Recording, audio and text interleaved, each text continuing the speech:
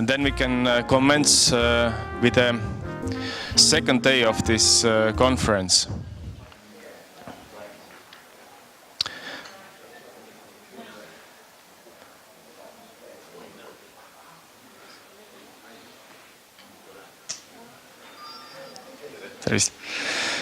My name is Rene Tammist. I'm a director of Estonian Renewable Energy Association. In the past, I've been working as a policy advisor for the European Parliament on energy and climate issues, so today's topics are quite familiar for me. I hope that it will be an interesting session for all of you. And before we commence, just a few announcements or details. Firstly, there's an online coverage of the conference in the news portal Delphi. So we are not alone. There are many people watching us. Secondly, as you can see from here, there's a live feed for conference participants to share their thoughts. I really encourage you to do that.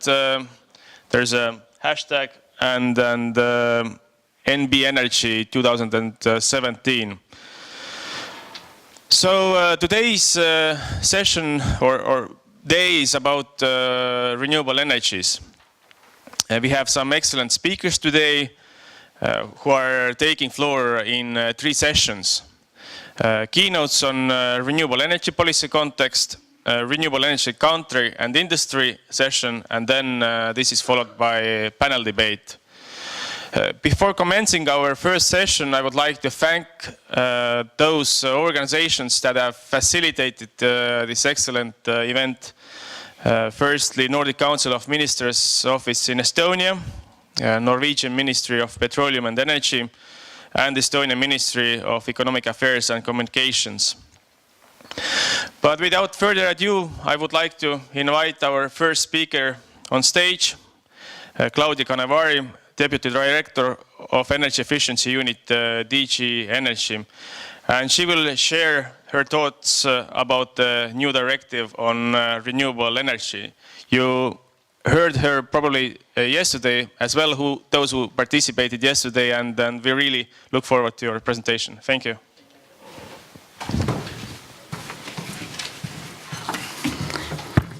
Thank you very much, and good morning, everybody. As you heard, I'm the Deputy Head of Unit in the unit responsible for energy efficiency, but I've been asked by my colleagues from the Renewables unit to make this presentation today, so as to share with you our thoughts and, let's say, our vision about renewables.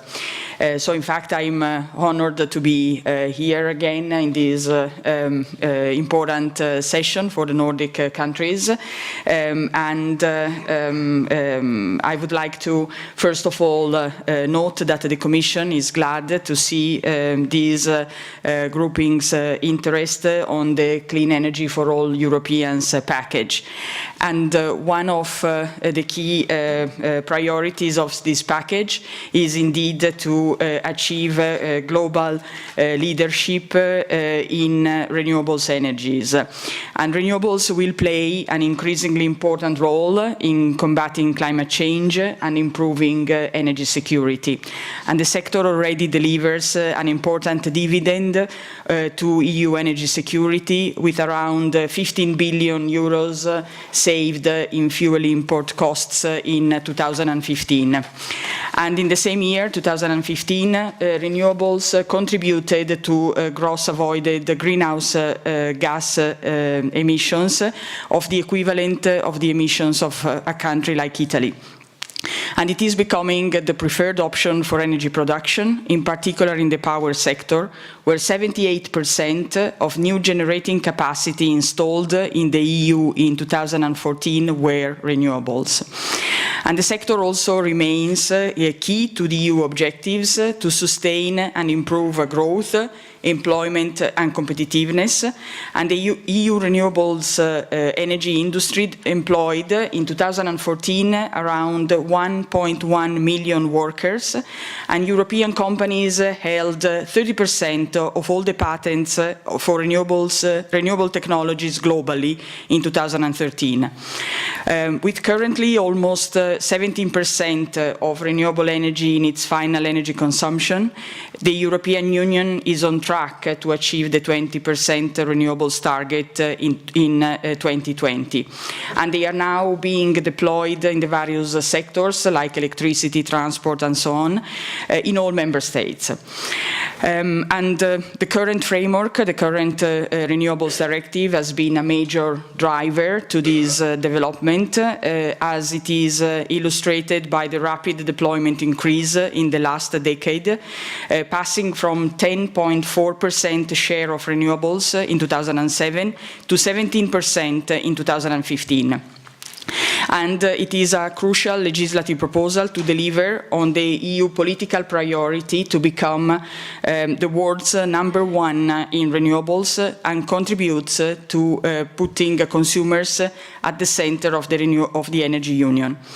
However, a new updated framework is needed for the post-2020 to deliver on the EU long-term commitment with climate change. As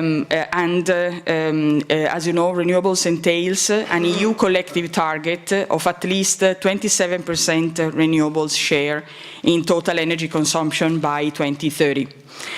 In the Clean Energy for All Europeans package, there is a new proposal for a directive on renewables. It is a recast of the Renewables Directive for the period after 2020, and it is the enabling framework for member states to unlock their renewable potential and reach collectively this share of 27% in 2030 you are aware of and I mentioned before. And in fact, this new Renewables Energy Directive will set a stable framework for investors, which we've heard today and we know very well it's very important for industry. It will empower consumers, will make energy markets fit for renewables, and will help us meet our targets collectively and in a cost-effective way. And in fact, while the share of at least 27% renewables in final energy consumption will include 50% of renewable electricity, it has to be noted that unfortunately investments in renewables have dropped in the EU by more than half since 2011. And in fact, at the moment, the European Union only accounts for about 18% of global total investment in this area. And another, let's say, concern is that renewables are not sufficiently integrated into the EU energy markets. And the new measures the Commission adopted in November last year will help revert this trend and allow the EU to achieve its renewable energy targets by first helping EU countries to design support schemes to achieve a more market-oriented, cost-effective and Europeanized approach, avoiding retroactive changes to support, which is, again, very important for stability. And second, by simplifying administrative procedures to get projects up and running. It is also important to recall that the Clean Energy for All Europeans package consists of 8 different legislative proposals that are all coordinated with each other, and something that the Commission, as I mentioned already yesterday, considered essential in order to ensure consistency. And therefore, the revision of the Renewables Directive has been prepared in close coordination coordination with the various other parts of the package, in particular with the market design initiative and the energy union governance proposal. As you are aware, the market design initiative aims at building electricity markets which are fit for the integration of an increased share of renewables, and that could send the right price signals for investments in adequate capacity or demand response. And well-integrated short-term markets and enhanced flexibility in the power system are also crucial for integrating cost-effectively 50% of renewable electricity in the union system. And for what concerns the energy union governance, it will underpin the process across the 5 dimensions of the energy union, and it will aim at streamlining planning and reporting obligations, and therefore will contribute to the timely achievement of the different targets in 2030.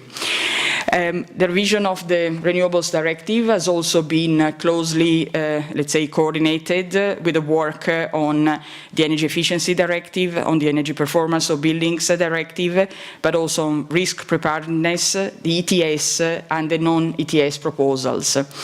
And in fact, it incorporates a balanced set of measures across the electricity, heating and cooling, and transport sectors, giving regulatory certainty and improved conditions for investment in renewables. The objectives of this revised Renewables Energy Directive are multifold, and I will only mention a few of them. First of all, it is to ensure a collective, cost-effective and timely delivery of renewables share of at least 27% in 2030 in the EU. Second, to promote a more coordinated and European approach for member states support schemes so that the market distortions are minimized. Third, to address the high untapped potential of renewable energy in the heating and cooling sector. Fourth, to promote the decarbonization of the transport sector. Fifth, to empower consumers to generate, self-consume and store renewable electricity in a cost-effective way. Sixth, to cut administrative red tape for renewables. And finally, to encourage cooperation between member states in order to allow them to make full use of the benefits of regional cooperation, something which is very close to the heart of the Nordic countries, also as we heard yesterday in the debate at the end of the session.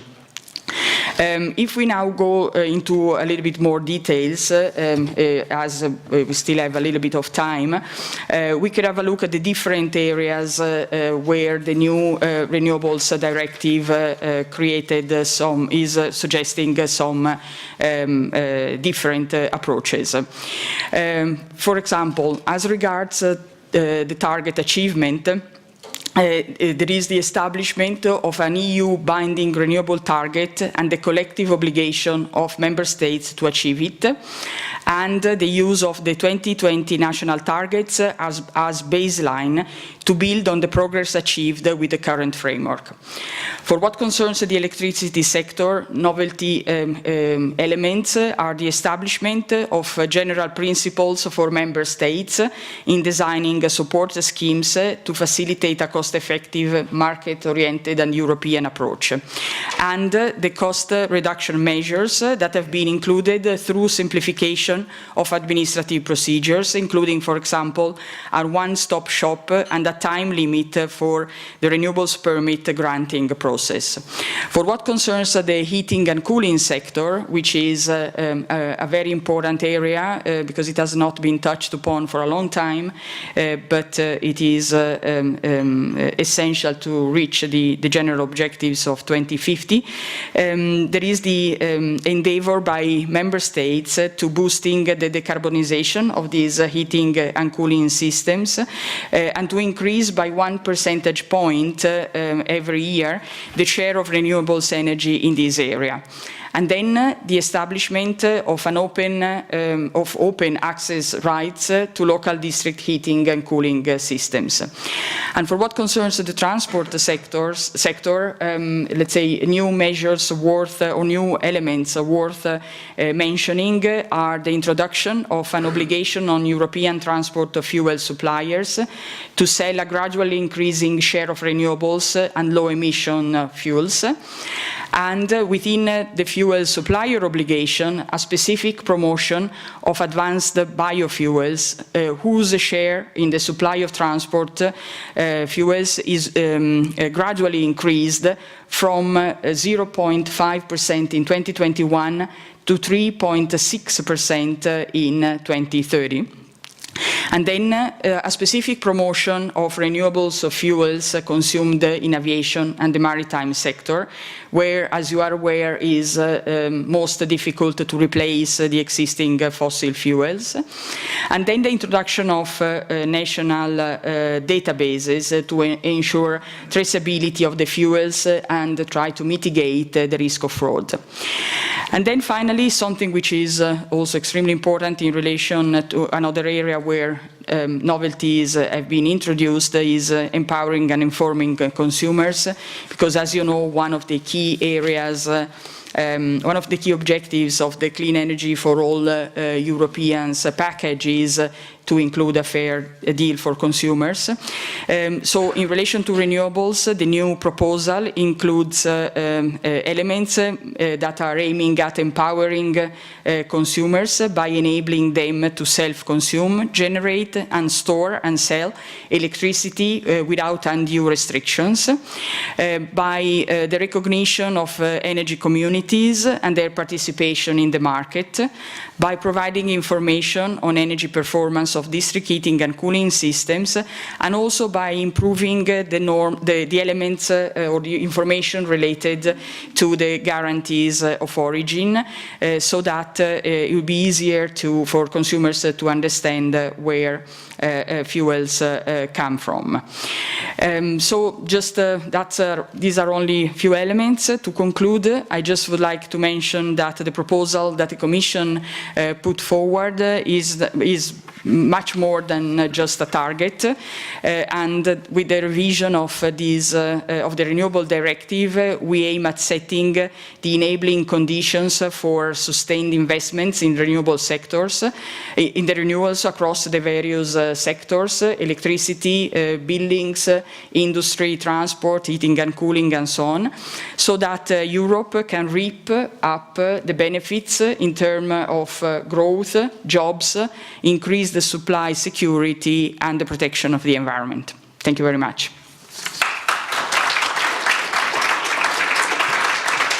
Many thanks for this excellent presentation. We have a time for one, or if you are quick enough, for two questions. Are there any questions from the audience?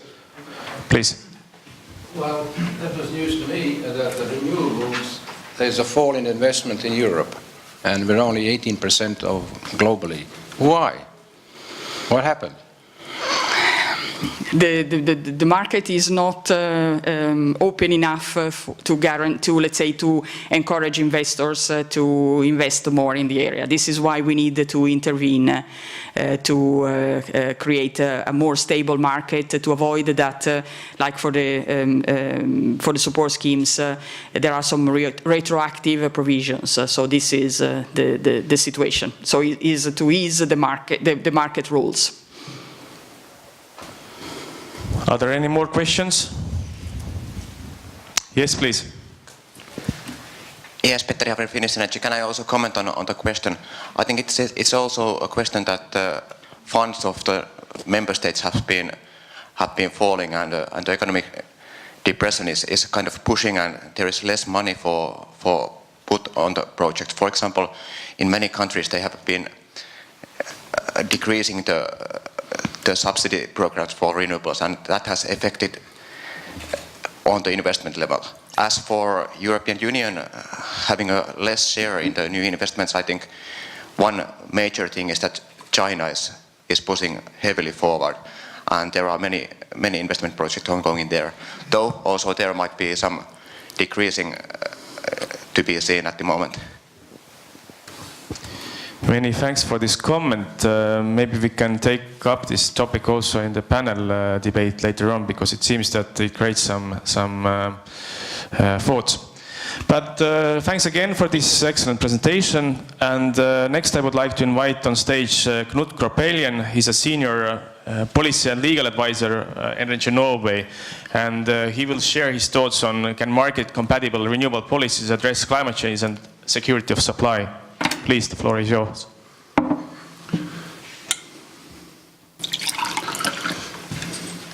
Thank you very much, and thank you for the invitation to come to speak to you this morning. I was here last year as well, so my first question is, do you know what Energy Norway is? Hands up. Some of you.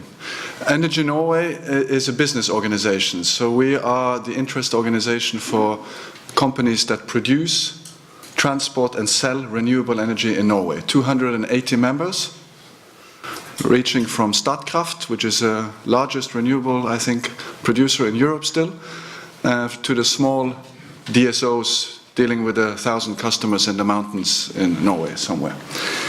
We're very proud to be an organization for companies that earn money, pay taxes, give proceeds to their owners. I think renewable policies are also about green growth. And we cannot become Europe's the global number one in renewable energy by establishing companies that have no profits. It's not possible to subsidize yourself into being the global number one. Okay, I have been asked to talk a bit about markets and regulations. And that's my favorite topic. So what I'll do, I'll just try to give you some background, the way we see it, to warm up. And then I have 4 very concrete proposals to the winter package from the Commission to bring it in what we think is an even better direction. We think the package is very good, but it can become even better. And then I'll have some views finally on the next steps. I missed this one, which was the better regulation chat with the Vice President of the European Commission, Mr. Frans Timmermans. I'm not sure anyone else called in, but I think it's reasonable to ask yourself whether these 5,000 pages that we got in the end of November is really an answer to regulation of this market. If you look at a lot of the elements are strengthening the markets, but it's also an extreme amount of details and a very high level of administrative burdens on market players. So I think my general message is that I'm not sure that we need all this regulation to make Europe a place with better climate, security of supply and green growth. I'm not sure what Mr. Timmermans has thought, but it has gone through, of course, a significant cost-benefit analysis. But just giving you an example, this is Article 25 of the Renewable Energy Directive. It's one article. And you're not able to read it, are you? No. And that's the whole point. I mean, it's saying something about how you should make fuel suppliers responsible to reach a certain renewable target in 2030. And it has a lot of annexes as well. This is only the paragraph, I mean the article in the directive, and lots of annexes. And it tries to establish a system whereby you shall report on biofuels and renewable electricity to reach a certain target, and how this shall be done, and how the different sub-targets shall be evaluated, and how this shall be reported. When we discussed this in Euroelectric, which is our business association, we're really wondering if this is bringing us forward. I mean, we've had experience for 10 years now with the 10% renewable targets in the renewable sector, but bringing in these kinds of provisions is really going to be complicated. And by the way, they also bring in the guarantees of origin here, just to complicate it even more. I think if you look at the broader perspective, the member states have national targets in climate non-ETS sectors from 2020. So all the member states, and Norway will be part of this through the EEA agreement, will have a 40% reduction target outside of the ETS sectors, with sanctions. If we don't reach the climate reduction targets, we will have to pay or have emission allowances of 0.8% extra on top of what we don't reach. So there is already a lot of legislation bringing forward the market changes we need. But this is, I think, difficult to understand. Okay, but let's look positively at things for the background before I go into my proposals. Just before Easter, there was an auction in Germany where the Bundesnetzagentur, which is the regulator in Germany, had an auction under the new German system, moving away from feed-in tariffs to feed-in premiums. For the first time, we had a bidder, Dong Energy, and I think it was Baden-Württemberg, who offered offshore wind in the auction for 0 subsidies. 13th of April. I think it's really an interesting situation where we are seeing, I think it was the professor from Chalmers yesterday who talked about learning curves. I think we are now in a situation where the learning curve for renewables has hit a new stage. We know that solar and onshore wind is really in the process of getting mature, and offshore wind is also getting there. And I think if you asked me a couple of months ago, I would not think this would have been possible. Then there is another question, will it be built? Will it really enter the market? And are the network costs properly integrated in this? There are some other elements, but I think this was a big surprise also to Bloomberg, for example, who is the big analytical firm in the world on this.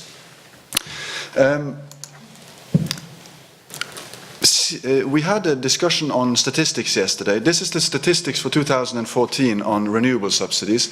You have it in your files. My point is just that down here you see a huge discrepancy between member states in Europe on how much support is offered, for example, to solar and onshore wind. It is in the range from 10, 15 euros per megawatt hour to 400, 500 euros per megawatt hour. So within a small European market, we have a lot of regulatory will, we have extreme quick technological advances, and we have high support levels. My final point on background is that I think we also need to recall that to get all these volatile renewables into the market that we need to reach the climate targets, there will be significant investment needs in the other parts of the energy system. This is the range that was presented to the European Parliament a couple of years ago on the investment needs in the networks. We see the challenges, for example, in Germany on getting the wind transported to the south, where it's needed for the energy intensives in Bavaria. We see the challenges in rolling out infrastructure for electric transport. This is where there are real and large investment needs, where perhaps the public role should be larger, whereas in the area of producing renewable energy, the public role should probably become smaller. I have 4 proposals, and I'm happy to discuss them in the panel. My first proposal is linked to carbon pricing and other policies. We had a presentation yesterday of the Energy Efficiency Directive, which is a very important element, and we had a presentation of the Renewables Directive. The thing is that these policies affect the carbon price.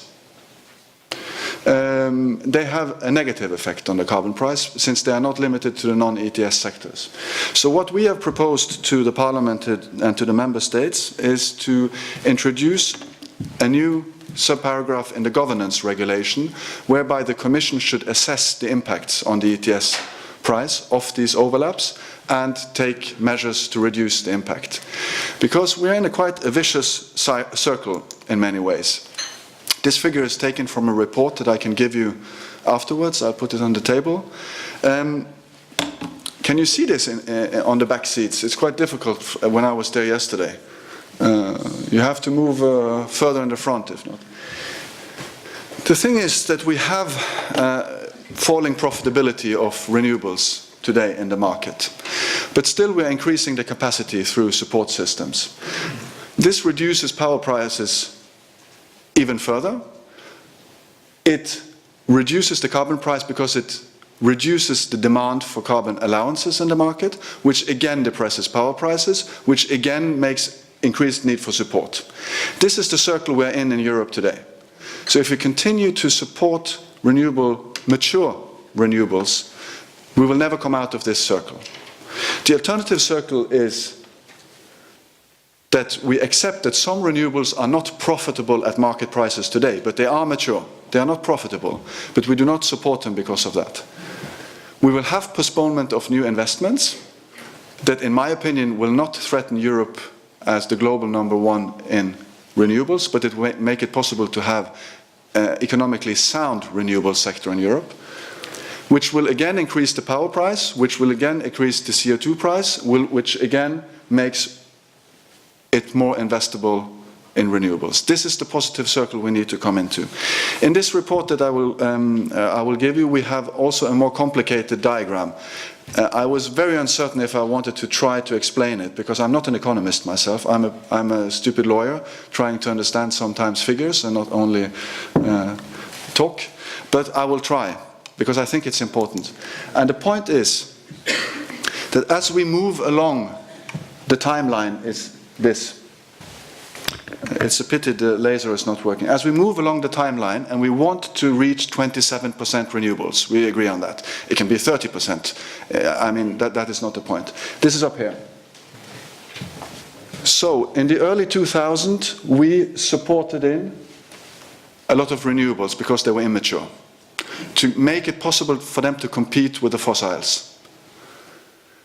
The prices are the red bullets. As we move along, if we continue to support the mature RES, the prices will only fall further and further, and we will increase the need for support in the 2020 to 2030 period, which is the last one here.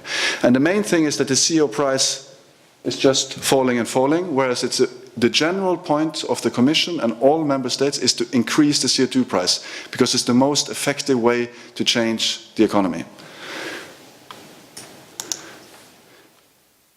This is the different scenario, where you accept a flattening of investments in new production because you have to accept that they are getting mature but they're not profitable. You will get a rise in the CO2 price, and we've done some estimates on this, and Eurelectric is working on a new study on this as we are sitting here. It's quite a key to get the CO2 price up from 20 to 25 euros at the end of the period to a level of 40 euros. This is where you get real investment signals. But you will still reach the 27% target.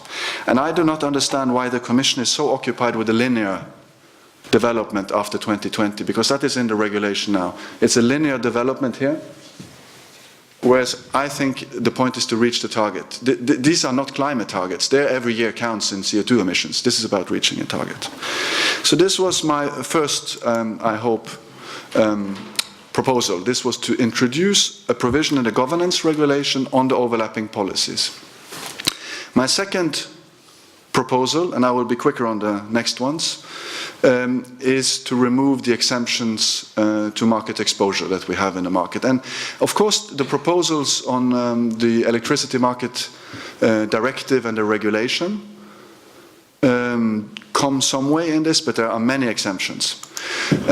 So we need to get rid of the price caps. There should be no excuses for price caps anymore in the market. If we want the market to respond to volatile renewables, we need volatile prices, and we need to get rid of the price caps. We need to introduce balancing requirements for all market operators and get rid of the priority dispatch. I think we had this discussion 4 years ago when the guidelines from the Commission on state aid were discussed.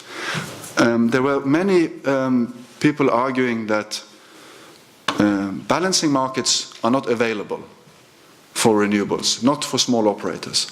What we've seen, for example, is in Germany that there are a lot of companies acting as intermediaries in this market. So Statkraft, for example, is offering balancing services to smaller operators in this market. We've seen the same development in the Netherlands. And of course, in the Nordic markets, I look a bit to my colleagues from the ministry and the agency. There have been no exemption from balancing requirements for renewables, I think, and it's been working. So we need this to happen. I think it's very good that the Commission proposes to strengthen the intraday markets, the short markets that respond quickly to changes in weather predictions, etc. And I think the political commitment that I think was initiated by Germany a year or two ago to allow for price spikes is a very important element in this. And here we also have some concrete proposals for the market directives. The point is that a well-functioning carbon price and these elements will stimulate the flexibility that the market needs, because we need more flexibility solutions in the market. And you can, of course, try from the public side to support these flexibility instruments, or you can make the market have a demand for them. And I'm sure we will, with this increased exposure, we will see more demand for aggregators, for example, demand-side solutions in the market in the interaction with new renewables as they get profitable. By the way, this long history with offshore wind is not only good news for us, of course. I mean, hydropower has been seen as the most cost-effective renewable solutions in the market, but we have to accept that offshore wind is really going to be a very, very cost-competitive technological solution, probably. But let the market decide on this. Let not us try to design auctions where we choose different winners and losers in this technology run.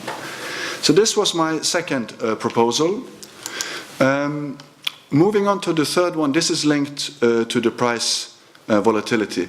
I think this Statnett, which is the TSO in Norway, by the way, they had an interesting report on the energy-only market. I think it was 2016, early 2016, on energy-only markets and the capability of the market to price the product in the periods where there is high demand and low output enough to make investments viable. And their answer was, yes, it's possible, but you need to allow the price spikes. And this is, of course, a controversial issue, and it's a point for policymakers. The point is, they looked at the UK, for example, with a reference scenario where you had a mixture of policy with capacity markets, etc., and an energy-only market. And what we see here is that in February, you will have increased price spikes in the morning and in the afternoon in the energy-only market, whereas in the summer, in July, there will be, of course, a flatter price structure, which will give less investment signals to flexibility solutions and to storage solutions. But I think this report highlights the point that the Commission is doing a good job with strengthening the energy-only market to reach this. I think my third point is that the capacity market developments we have seen must be really moved from the first resort for member states that are worried about security of supply to the last resort. So we've seen now a proposal, Article 18.3, I put it here, where member states shall publish a timeline for adopting measures to eliminate any identified regulatory distortions. And then they have resource adequacy concerns. They must go through a step-by-step approach to consider what they can do before they possibly organize capacity remuneration mechanisms in the market. And I think that is a very valuable contribution, this regional adequacy assessment. There is a lot of discussions going on within the industry on this, and we have tough discussions in Euroelectric. But we all agree that if you have at least a transparent methodology and you have transparent data going into this process, you will reduce the need for capacity remuneration, and you will limit it to only where it's really necessary. And I think that Commissioner Vestager, who is the competition Commissioner in the European Commission, was very clear about the need for Europe to move towards a more integrated assessment of security of supply. We have Nordic-Baltic experiences in this area. There are some experiences in other countries, but the way we see it is that we have been moving, unfortunately, over the last years in the wrong direction. There have been tendencies for each and every member state to take care of its security of supply issues within its own borders. And you might say, what's the problem with that? Well, the problem is that it's extremely expensive. It's very expensive for all these 28, soon there will be 27, we can put in the EA countries. And I look forward to discussions also with the Swedish colleague, because of course, if every country wants to become self-sufficient with wind and solar, you will need to have an extreme high investment in production to make this go around. So I think this regional adequacy assessment will be very interesting, and I think the NSOE role will be, of course, very important. My fourth point, and I have another 2 minutes, I think, moderator, yeah, it's just that we are very much in favor of the approach of the Commission towards more regional cooperation. I talked about it in terms of ETS, I talked about it in terms of the market design, and I talked about it regards the CRM. In the preamble of the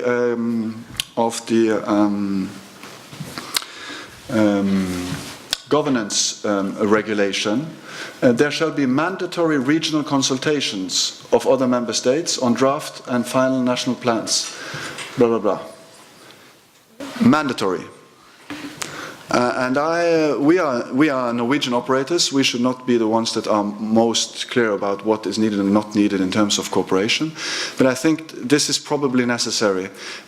I mean, look at the Swedish experience, to be fair. The decision to increase with a new target in the common certificate system with 18.4 terawatt hours was taken overnight without a telephone, I think, to the Norwegian side.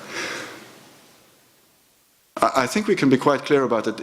This way of cooperating is not working in practice today, because these are very politicized discussions, very tough negotiations between political parties along the whole political spectrum. And when you reached agreement between the Greens and Conservatives, you don't want to go to the other country and then ask, do you think this is a good idea? You want to settle this.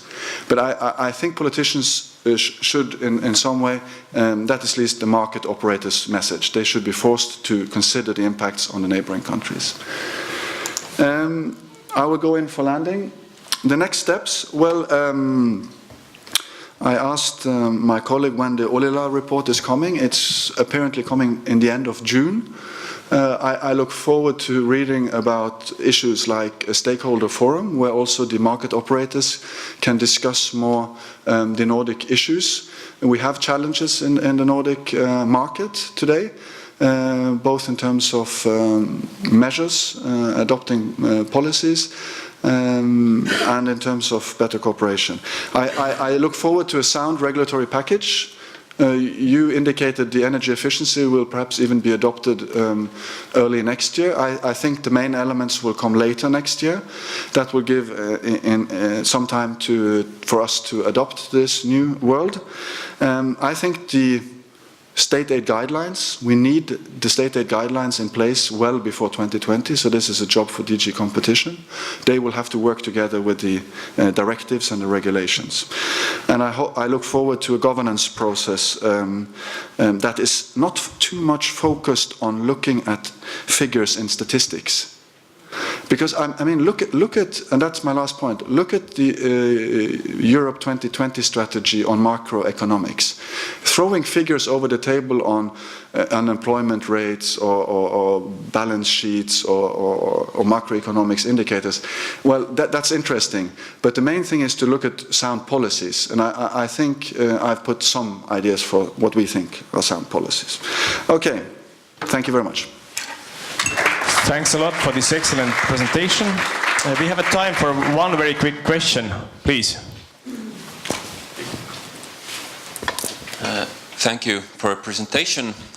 My name is Mikpold, a fellow lawyer from law firm Trinity, and as lawyers love to talk to each other, I'll use this opportunity.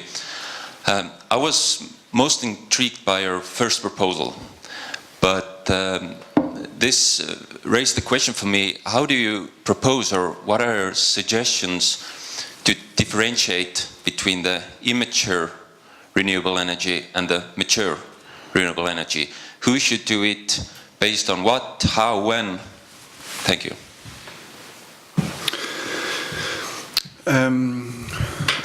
I think economists have definitions on maturity in their theoretical work. So there is a certain level where continued support will not reduce the marginal earnings cost curve. And I'm not the expert here. From a lawyer's point of view, it's DG Competition that will assess on a case-by-case basis the need for, you know this, necessary, proportionate, appropriate state aid that do not unnecessarily impact the internal market, blah, blah, blah. So this is for the economists and the lawyers in DG Competition. Many thanks. Rest of the questions we can take in the panel debate. Many thanks again. And now we would like to commence with the renewable energy counter and industry session. First speaker is Mr. Dirk Hendriks, and he's a senior policy advisor in the European Renewable Energies Federation. Please, the floor is yours. Yes. Good morning, ladies and gentlemen. Thank you really very much for the invitation here to this conference. As my previous speaker, I was also speaking last year on this, introducing the various positions of the renewable energy sector. Well, this year I give you an update on this as well, and I'm also going to tell you what is currently ongoing on the EU level in Brussels. Well, let me see. To come up, we were very much looking forward to see the proposed energy package that has been published here at the end of December last year. And after having gone through it in assessment, of course, we welcome very much the positive sides. But I mean, in generally, we from the industry believe that there is currently just simply an insufficient ambition to make a fundamental change. In particular, if you look at the proclaimed ambition from the European Commission to make renewable number one, you mentioned it here in your intervention before, why we have falling investments in Europe. But I mean, there it won't help us very much. And in particular, of course, we have an international binding agreement, Paris Agreement. And I mean, we also believe that here it is just simply insufficient to make a fundamental energy change from conventional sources towards renewables. On the positive side is we believe that there is a good basic agreement, specifically how the market should be rebuilt and redesigned.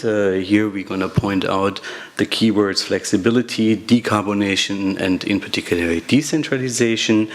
What we also welcome is a kind of like more holistic view on sectors and needs, and in particular the new roles when it comes to aggregators and energy communities, be it prosumers, be it energy cooperatives.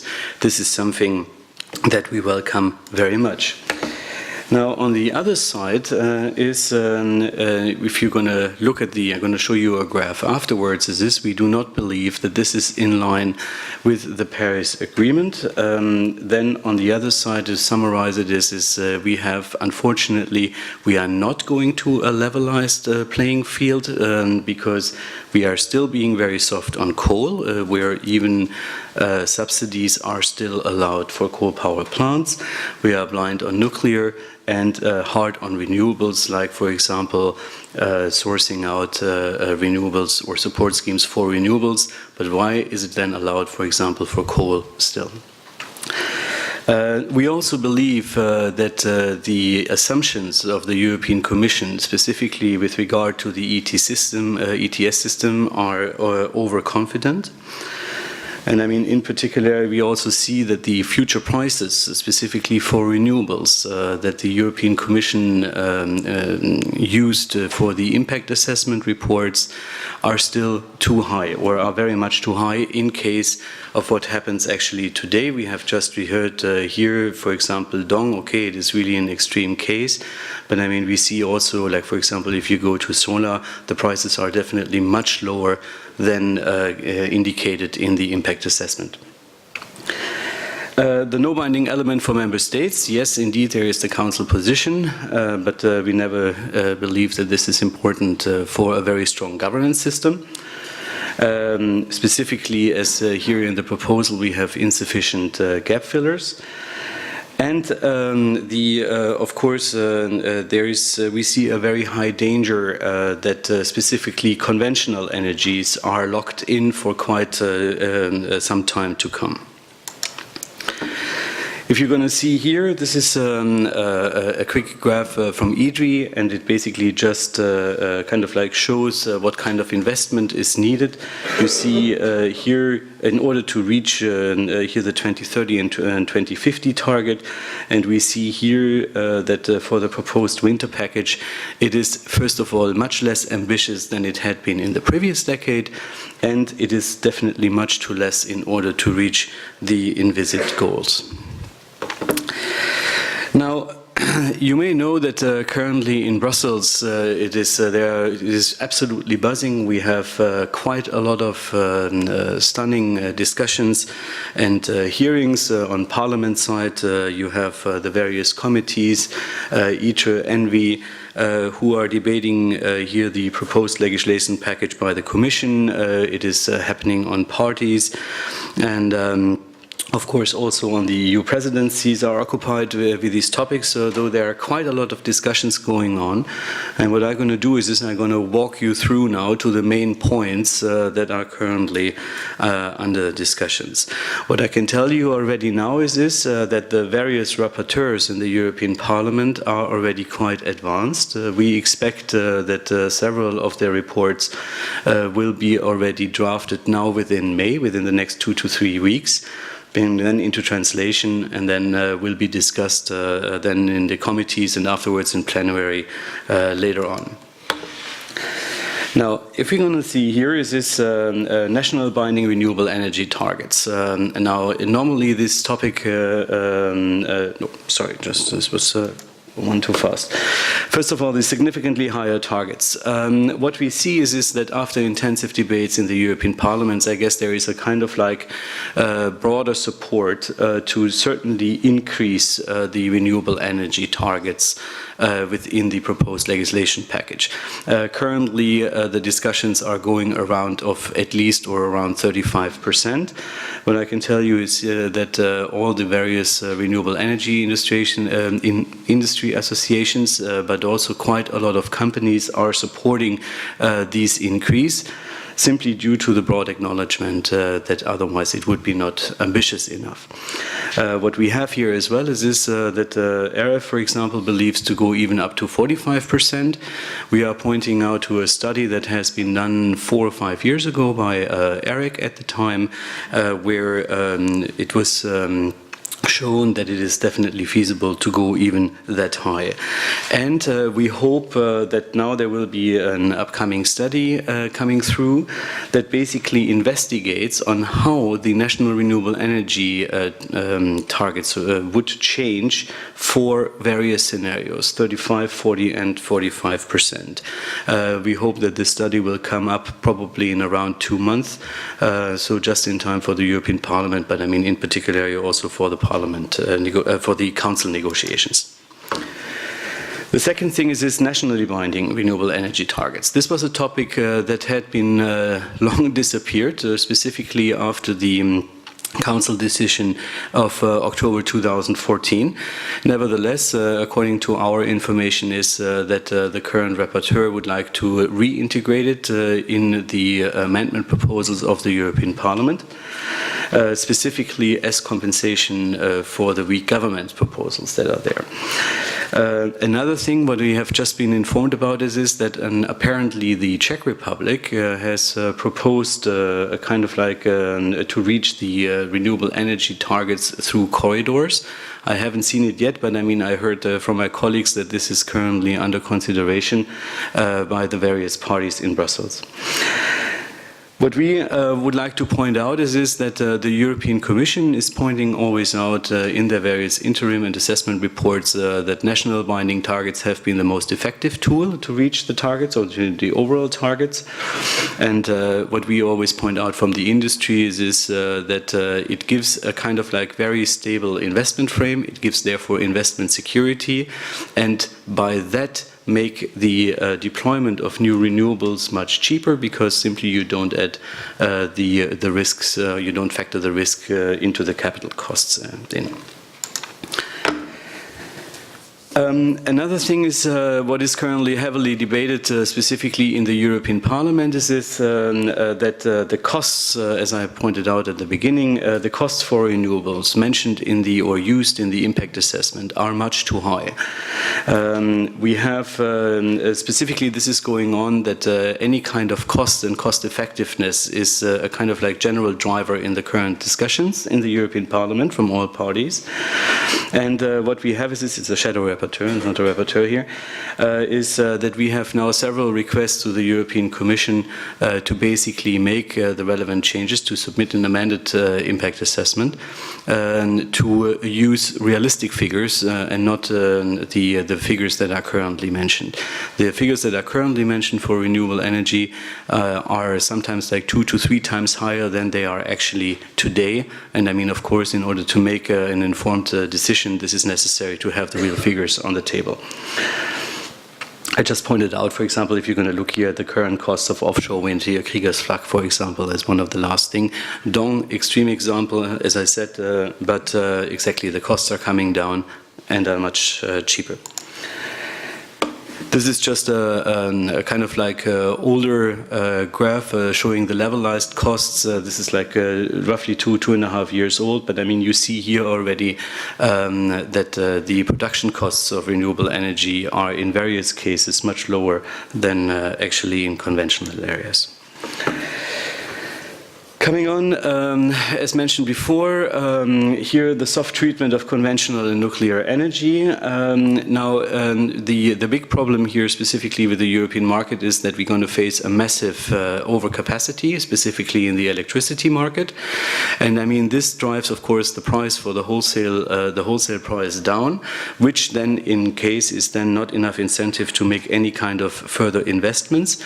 So here the idea is not so much how fast we can actually deploy new renewable energy, but I mean, I guess the question is more how fast can we actually phase out conventional and nuclear energy. So first of all, of course, the idea here would be to stop subsidies for nuclear and conventional sectors.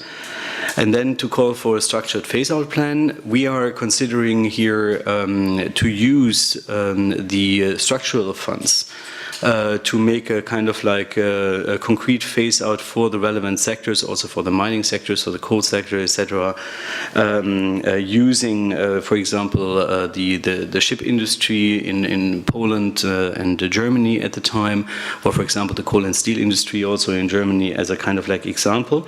And I mean, here we would like to point out that specifically by using the structural funds for a lot of countries, it would be quite a significant possibility to modernize their industry completely. We will certainly see, for example, from the Just Transition initiative, this is mostly by unions, but also by some parties of the European Parliament, some concrete ideas and figures how this could work then in practice. Another point is this here, that is a lot of discussions going on, is this the ETS system. Now I guess everybody agrees that the ETS system is simply not functioning. You have really very low prices that are not incentivizing any kind of investments. So this is why there is now a discussion to basically combine it with the carbon floor price and with the emission performance standard system. If you're going to go to the EPS, here the European Commission proposed at the time a limit of maximum 550 CO2 per kilowatt hour. This basically would mean that with this kind of target, you would phase out any kind of coal. And I mean, this is here specifically a ceiling for the capacity market mechanism. So basically, this would imply that any kind of coal power stations would not receive any kind of subsidies through capacity market mechanisms at this time, meaning that most likely they would be out of the market, basically making capacity available or room for renewables to move in. You have here in this concern, you have here the support of all renewable energy associations for this target. So there are some who are calling for a stricter limit. But I mean, what we have here is this as well, is that we have, of course, already some reactions on council level here, in particular from the Visegrad group, led by Poland, who are, of course, rejecting these kind of like target. What it comes as well is this, that we have the carbon floor price, and then also the venue coming from a kind of like EU-wide energy taxation. And sort of like first calculations indicate that the electricity wholesale market price would increase to around 40 to 60 60 euros per megawatt hour by this, and therefore gives then enough incentives to make the huge investment specifically into renewable energy possible. With regard to support, here on member level, we have in particular France and the UK who are heavily supporting this. Germany we will see, but it might be a very good idea to do this. Priority access and priority dispatch. Now, the proposal from the European Commission foresees that specifically for new renewable energy installations, it is not necessary anymore. Well, we from the industry believe that it is unfortunately still necessary, simply due to the fact that we have overcapacity from nuclear and conventional power. We have the continuous subsidies for nuclear and fossils, nuclear, for example, Hinkley Point. And but here in this respect, we acknowledge that in quite a lot of countries, like for example here in the Nordics, it is not necessary anymore. So we definitely know this. But here we would like to ask your solidarity and support, because there are quite a number of countries where unfortunately it is still necessary, mostly the Central and Eastern European countries, some of the southern ones. And so what we have is currently on the political debate, we have the rapporteur in the European Parliament is currently proposing to leave exactly the same wording for priority dispatch and access as it stands in the current directive. But there are also other ideas floating around, like for example the one from Agora Energiewende, to remove priority dispatch only when the member states have actually fully implemented a renewable energy market design. There are other ideas floating around to come up to say like, okay, there is no priority dispatch, but to guarantee it in certain countries where it is necessary. These are currently under development, but as I said, I really would like to ask you to support this, in particular for the countries who unfortunately still need it. Continued national support schemes. Here the proposal foresees quite severe restrictions for financial support for renewable energies, but however there are no obligations for member states to use tenders. Well, what we see is we could live with it, but we have two big questions mark that we would like to have solved. The first thing is to see that specifically with auction and tenders, new actors like energy cooperatives, like prosumers can participate and are in equal footing like big utilities. And specifically is this when it comes to auctions that they need to be technology specific and not tender neutral. Heating and cooling, here a very big issue. We hope that the whole debate is not only reduced to biomass, but I mean that in particular the other available technologies are taken into consideration. And we fully agree with the European Commission that this is quite a very important sector to look into it and to solve. Then one last thing here is with regard to the transport and electric cars. We had now some signals specifically from the car industry that there are some important breakthroughs, and I mean in particular, as you mentioned before, that the infrastructure will be built in place, mostly charging stations most throughout Europe. And here we have signals from the car industry that they are very much in favor for the renewables. What we always point out is that for each new electric car you need to have an additional unit of renewable energy that can actually power the car, because otherwise you're going to use probably coal or nuclear electricity to power it. This is also where, for example, the guarantees of origin comes in. They need to be clear and transparent to avoid greenwashing and to be sure that the consumers are well informed about it. Last slide is about the timing of the co-decision process. We have on the 11th of May next week a decision by the Parliament, by the President of the Parliament, which committee will actually lead on the governance proposal and also specifically on the sustainability criteria for biomass. There will be either a co-sharing between ENVI and ITRE, but I mean, like for example, ENVI is the Environment Committee is currently asking for specifically exclusive rights on the criteria for biomass. We have now heard that also other committees like Agriculture and Transport would like to have a say as well. If this would be the case, this might result in major delays in the timetable, which is, given the remaining time until the end of this legislation period, will be quite a hassle.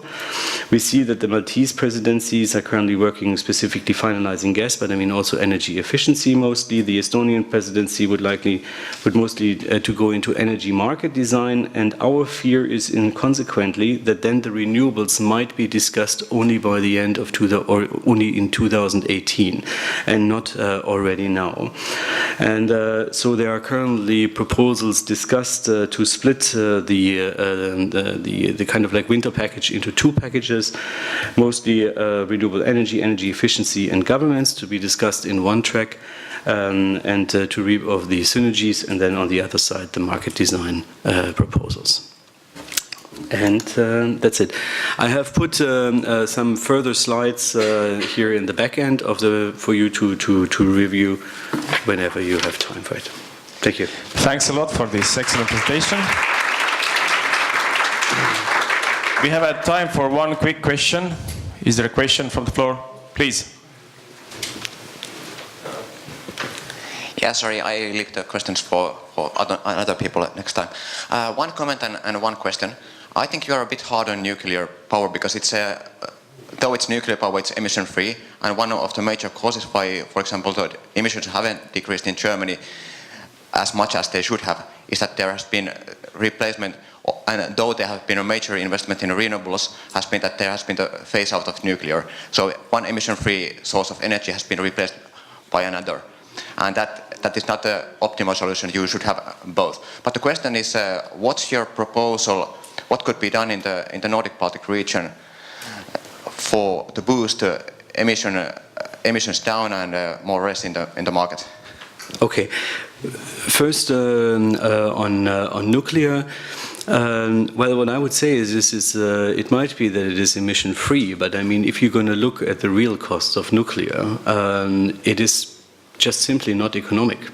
Let's say it in this way. I mean, if you're gonna, you see that the latest nuclear plants, look for example at Hinkley Point, look at Paks in Hungary, need huge amount of subsidies that are going far beyond of what renewables are getting today, and this is for years. I mean, look at Hinkley Point. I mean, this is locked in for 35 years, and I'm not mentioning even the costs of getting rid of it afterwards, where the German nuclear industry made quite a good deal to get off the hook, actually.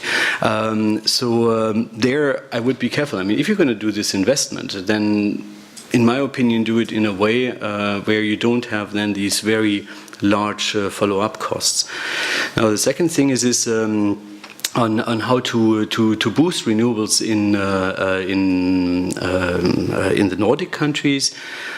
In my opinion, you are doing already really quite a good job here in the Nordic countries. I mean, you see that you have quite a really high penetration. And I mean, what I would say is I know that in the general talks it's mostly about wind and solar, but I mean, you have also a lot of other sources that you can need and that you can use. And by the combination of using all of them, they should be definitely on a good track.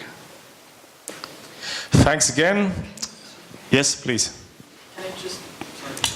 Just one something to let's say comment on the timetable that you made, in the sense that the Council working group has already started the discussion on renewables, and the Estonian presidency is trying to advance as much as possible. So it's not that it might only be discussed in 2018. So to be seen in the sense that the Council already started the discussion.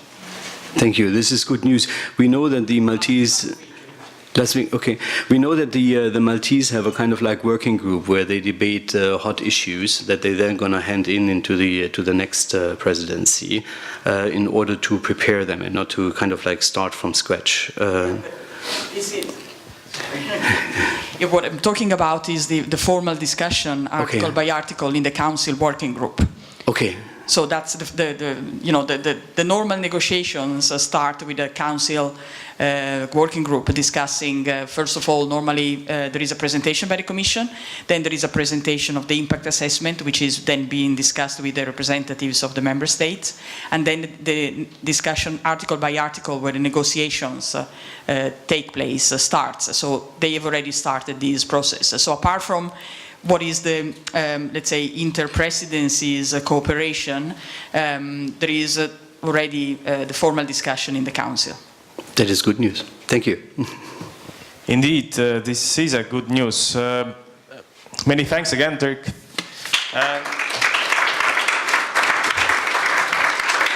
We had a chance to hear two excellent presentations from the energy industry, and now we are turning to the governments to hear the policymakers, what are their views, what are their main points in regard to the new package. And I would like to invite to the stage Marihek Gundersen from Norwegian Water Resources and Energy Administration, and she's a head of unit there. Please. Thank you. Thank you for the invitation. As you said, I work for the Norwegian Water Resources and Energy Directorate, NVE for short. And we are the regulator in Norway, but we're also the directorate for the ministry. So I'm going to talk about the winter package, as we call it, or the clean energy for all European consumers. Or all Europeans. As you know, we're not a EU member, but everything that has to do with energy that the EU decides influence us, both because we adopt most of the directives, but also it influences us through our connection to the EU. So we are connected in many ways, both through interconnectors physically, but also through the EEA agreement, which makes us part of the internal energy market. All in all, we think this package is very interesting. It is very positive in many ways, and especially the part when you put consumers in the driver's seat. We have experience with the active consumers for 25 years. That's when the households in Norway got into the power market. So we believe in active consumers, and we think that consumers could actually make a difference and are central players in the energy market. And as I said, we have 25 years experience with the power market, opening up the power market. And we also have more than 20 years experience with the common power market with Sweden, which also Denmark and Finland is part of. So, one of the main goals for the winter package, or what they say, is they put energy efficiency first. So what does that mean for Norway? When we read the directives, it looks like the main point, at least for EU, is to reduce energy consumption. And for Norway, reducing energy consumption is maybe not our main goal. Our goal is to use the energy as efficient as possible. And as we heard yesterday, Norway is an electrified country. So what we try to do is to use our electricity in the right sectors as efficient as possible. And we also think that directives or regulations like the Eco-Design Directive and Energy Labeling Directive are very important, not so fancy directives, but very important and very powerful. So, and as we heard yesterday, the industry is also important when it comes to energy efficiency. And this is a picture of an energy-intensive industry in Norway. It's usually located close to a power plant, and is also usually fueled by electricity from hydropower. So the main thing is to have a target for energy intensity. That makes more sense for the Norwegian energy target. So this is also a picture which was showed yesterday, which is the renewable shares in Europe. But yesterday I think Norway was missing from the EIA presentation. And as you see, we have the largest renewable share in Europe. Our target is 67.5 in 2020, and we are already there. I am a person that likes math a lot, and if you like math, you think that to increase an already high share, this is fraction, this is calculating, and to increase an already high share, it is really challenging. So even though we didn't get a very ambitious target, it looks like, but just to increase a high share is very challenging. And it also, since this is dependent on the energy consumption, in Norway the energy consumption is very dependent on the climate and on the temperature, and that this fluctuates a lot from year to year. So how this will end up in 2020, we don't know. But what we did when we got this target for 2020, we decided together with Sweden to have a common certificate scheme. This is our support scheme. And the goal for the scheme was to reach 28.4 terawatt-hours from 2012 to 2020. And this is, I think, one of the few examples of a common support scheme in Europe. I think Denmark and Germany also have an example. But this has been very successful, I think. And as you can see from this graph, the dark blue is Sweden and the light blue is Norway. So far, Sweden has constructed a lot more new generation than Norway. But we're still sharing the costs. And by the end of 2016, we had already established 17.8 terawatt-hours new production in this system. So we're getting close to our target, which is in 2020. And this red line shows our track, or how we thought it would be. And as you can see, we are ahead of track.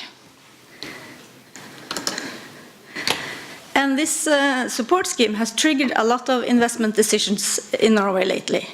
So now today we have 2 terawatt-hours wind power in Norway, but right now there is like 4 terawatt-hours under construction. So this will be online by 2020. And altogether we have 6 terawatt-hours under construction in Norway, so the rest of it is hydropower. But there's still large potential for more electricity generation.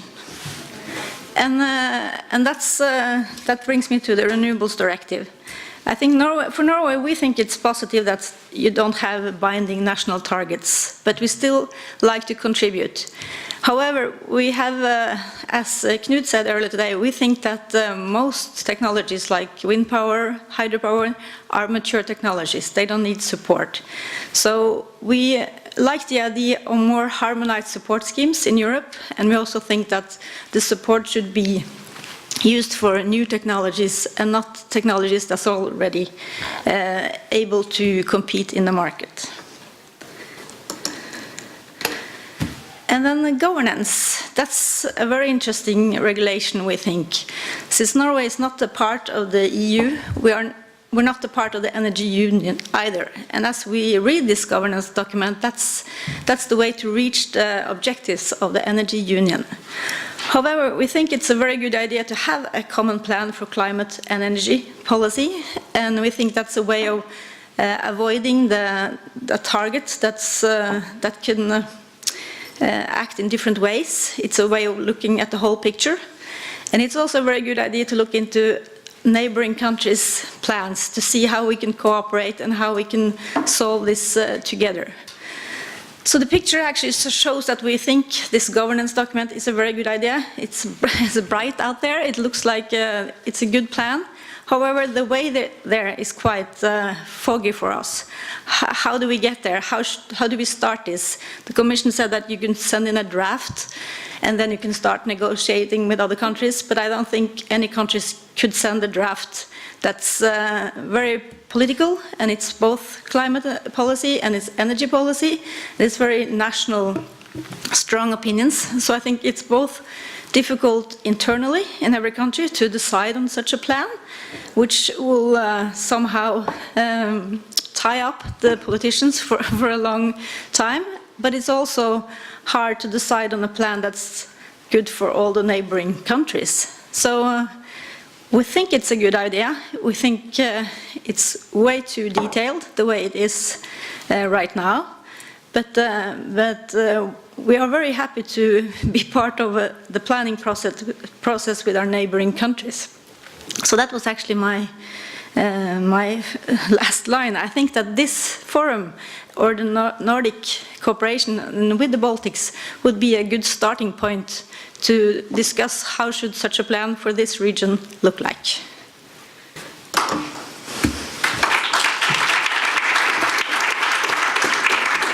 Thanks a lot for this succinct and precise presentation. We have time for one question from the floor. Please. Are there any? Pretty clear. You can always. So thanks again. And now we are going to Sweden. Eva Centeno Lopez, Ministry of Energy, Sweden, will share her thoughts about the package from the Commission. Thanks.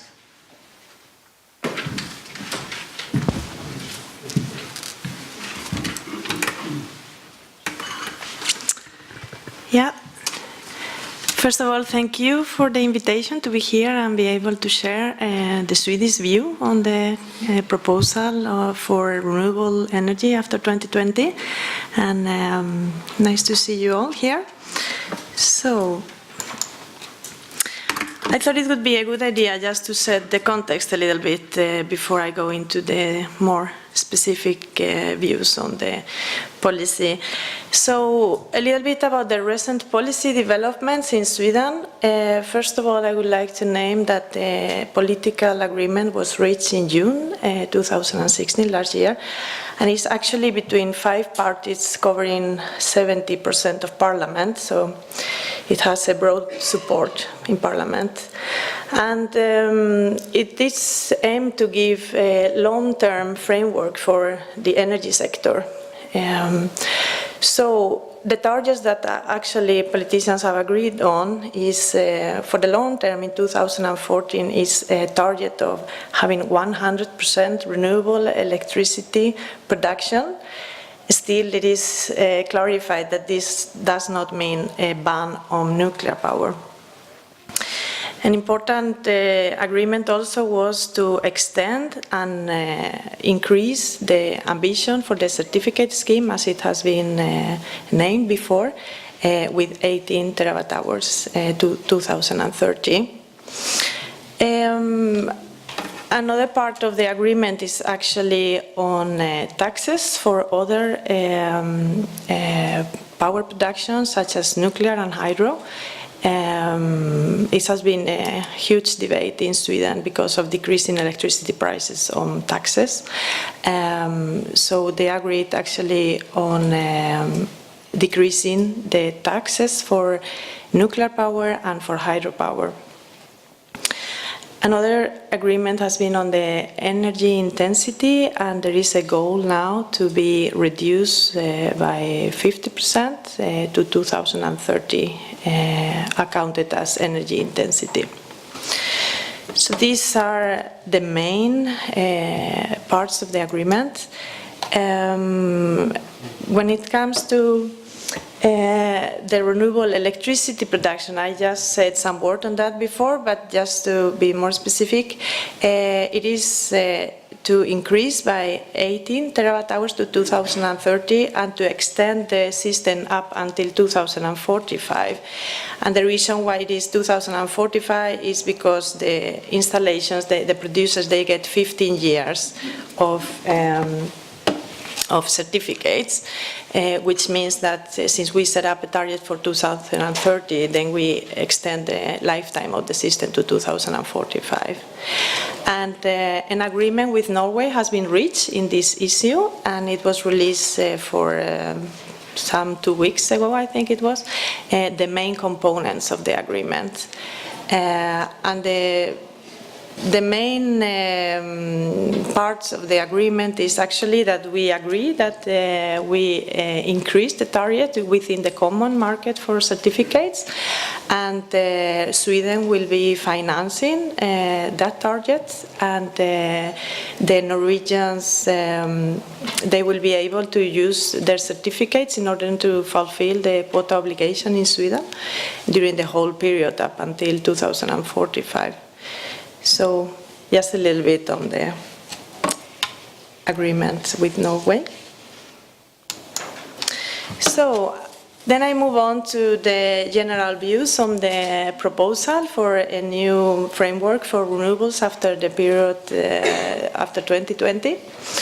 As a general point, we say that Sweden welcomes the proposal for the revision as a starting point for discussion in order to get EU #1 in renewables.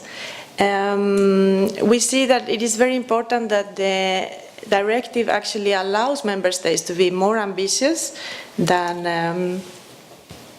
I'm really sorry. It's just, I'm not able to see in that screen sometimes, sorry. Yeah, for example, in the transport sector, that is a sector where Sweden has worked very much and has policies since long ago, and we have actually already reached the target of 10% by 2020. We have almost the double, 20%, and we see that there is a risk that the directive has not such high ambitions there, and that it could be a risk for us to be so ambitious as we are. When it comes to the governance, as this has been named before, we see that this is a very important feature of the whole proposal, and we support a strong, transparent and predictable governance system. It is very important to assure that actually the target to 2030 will be reached. When it comes to the target and the level of ambition, experts estimate that the 2030 framework will be insufficient to achieve the Paris Agreement objectives, as this has been named by the industry before. And we believe that the Paris Agreement's 5-year review cycle will provide the basis for a continuously increasing the level of ambition, and an increased climate ambition will actually have an impact on, will also affect the use of renewable energy. So there is a link between those two. So I will go through the 3 areas that are actually most important to Sweden in this proposal, and those are bioenergy, transport, and renewable electricity. So I'm not an expert myself on bioenergy, but I will raise the main points here. The first one is that we actually see that forest biomass already provide almost half of the renewables in the EU. And its availability, cost efficiency, and economically importance makes it an opportunity and not primarily a risk. We see that biomass is the main component of being able to achieve the targets on renewables. It is essential to respect the proportionality principle, and we believe that the risk-based approach as proposed by the Commission is actually a good solution. And it is very important to keep the administrative burden at a minimum. Otherwise, we actually risk to put more administration on renewables and not on fossil fuels and make them less competitive. Sweden supports ambitious greenhouse gas reductions requirements for the biomass fuels and support the principle in the Commission's proposal that reductions performance should be calculated based on upstream emissions. We believe that it is essential that having well-functioning markets to preserve the competitiveness of both biomass fuels and other forest products. For example, the allocation of different parts of harvested trees should be allocated among end-use sectors by the market itself. We shouldn't be deciding what might be used and what not. It should be the market, actually. And finally, when it comes to the sustainability criteria, we see that if they are too rigorous, then it might be actually environmentally counterproductive. And if good biomass fuels are prevented from substituting fossil fuels because they are not perfect. So here is very important to find a balance between the administrative burden and the aim of actually using the best biomass. So let us move to the transport sector. That is, we are happy that the proposal is focusing on the transport sector because, as it has been mentioned before, it is a challenging sector and where fossil fuels remain a very, very large part of the energy supply. So we have a national target in Sweden that is quite ambitious, and that is to decrease by 70% the emissions from transport sector by 2030. We are very much in favor of policies to promote advanced biofuels, and we welcome the proposal from the Commission in that respect. But we believe that it shouldn't actually take place by the expense of more conventional biofuels that fulfill the sustainability criteria.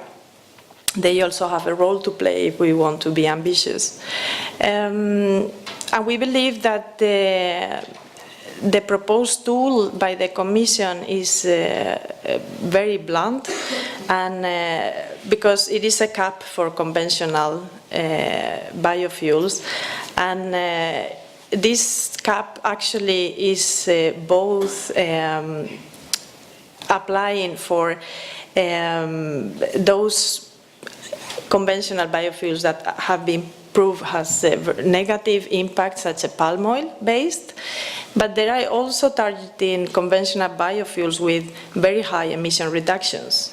So it is necessary to actually make difference between the good conventional ones and the bad conventional ones. So an alternative could be to discuss, for example, to exclude conventional low ILUC biofuels or pure blends using dedicated vehicles from the CAP. So those are some ideas on how to avoid that problem with different performance of conventional biofuels. Then I would like to say some words, some support for renewable electricity. This has been the main point made before by some my colleagues here. And we actually welcome the proposal. It makes it clear that it's be okay to use support schemes, and we think that it is very positive that those general principles that are presented in the proposal to make support schemes more market responsive. When it comes to the cooperation and the proposal on mandatory opening of support schemes, we in Sweden are very positive to cooperation, and we have actually shown that in real life by having our common certificate market with Norway since the 1st of January 2012. However, we see that there are some risks with this mandatory opening feature, and we believe that it should be kept on a voluntary basis. And I have 3 smaller points there. I don't know whether you can read them, but those are some of the concerns we see with this mandatory opening. We are not convinced that the benefits of having opened support schemes will offset all the administrative burden that it could create, especially if this opening is to be done to all other member states, as we have understood it from the Commission. We see also a risk for increased uncertainty for investors, and that it could lead to worsen investment climate. And the last but not least is that we see that support schemes are, of course, very important for investment decisions, but we see that there are many other features that actually have an impact on investment decisions, such as taxes and permitting processes and many other things. So by opening support schemes, still is not a level playing field for investments.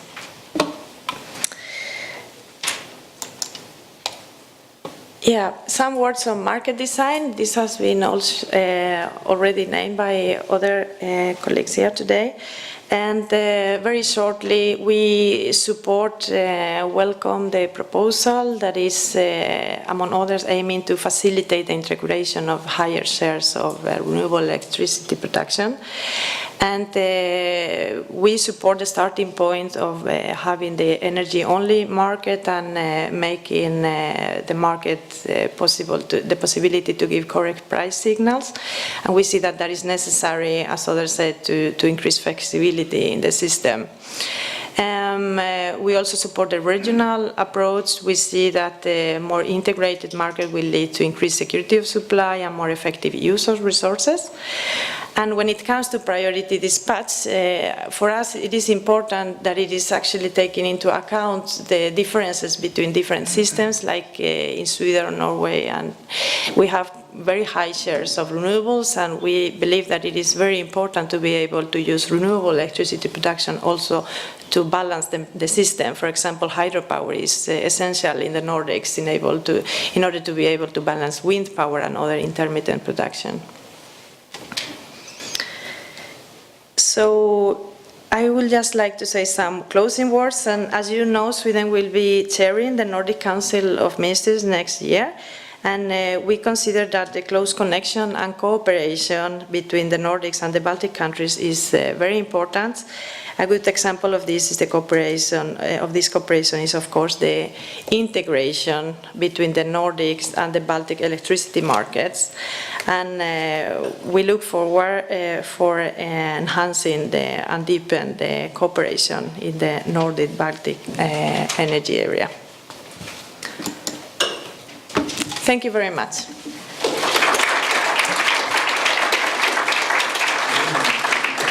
Thank you for these interesting insights into Swedish positions. Are there any questions? One quick question is possible, or alternatively we can take your comments up in the panel debate. If not, then I would like to invite you to a quick break for 10 minutes, and then we will reconvene here and continue with counter sessions, followed by panel debate.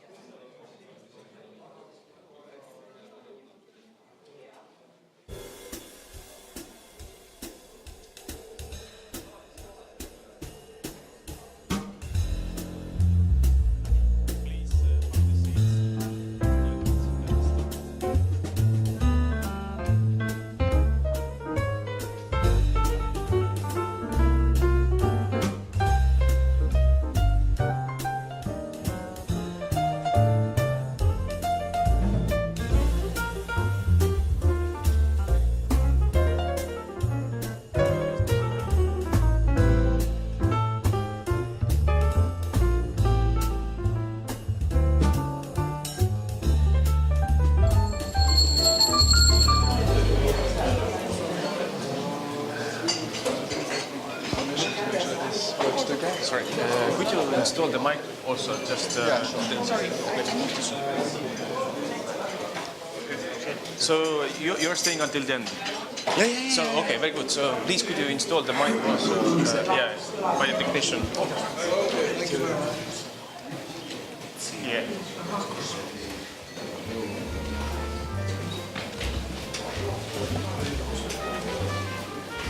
So after this nice quick break, we are continuing with our country sessions, and now we are turning to Lithuania.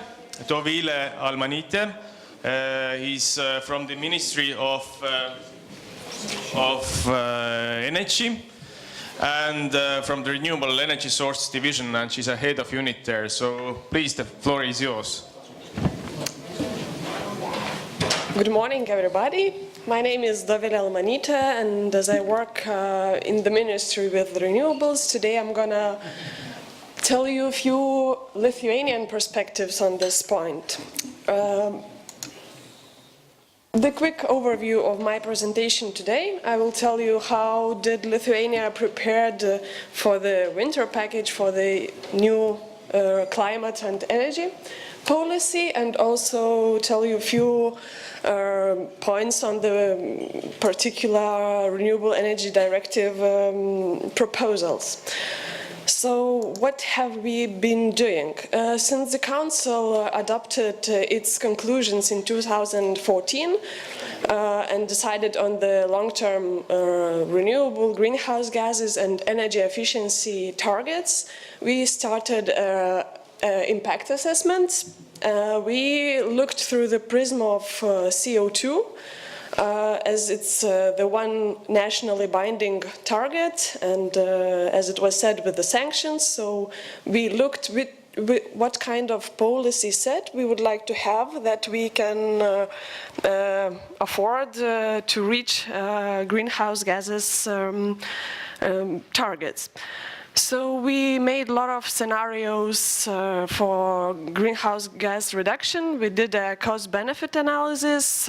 We evaluated the potential of in each sector, transport, agriculture, and we came up with a few optimal scenarios, and we counted how much euros we have to spend to reduce per ton of CO2. So the general conclusion of such impact assessment was that we should focus on transport sector, agriculture sector, and also few outcomes for renewables. It was said in the assessment that Lithuania has enough of renewable energy resources. However, some barriers may occur that it's not longer low-hanging fruits if we want to increase the share of renewable, like from 30% to 40%, we need additional balancing reservation capacities. We need to take into account the biomass sustainability and mobility issues, and the optimal scenarios was projected that Lithuania in 2030 could have about 30–35% of renewables. And what do we do with those conclusions then? This year is the year that we have to make some strategic decisions.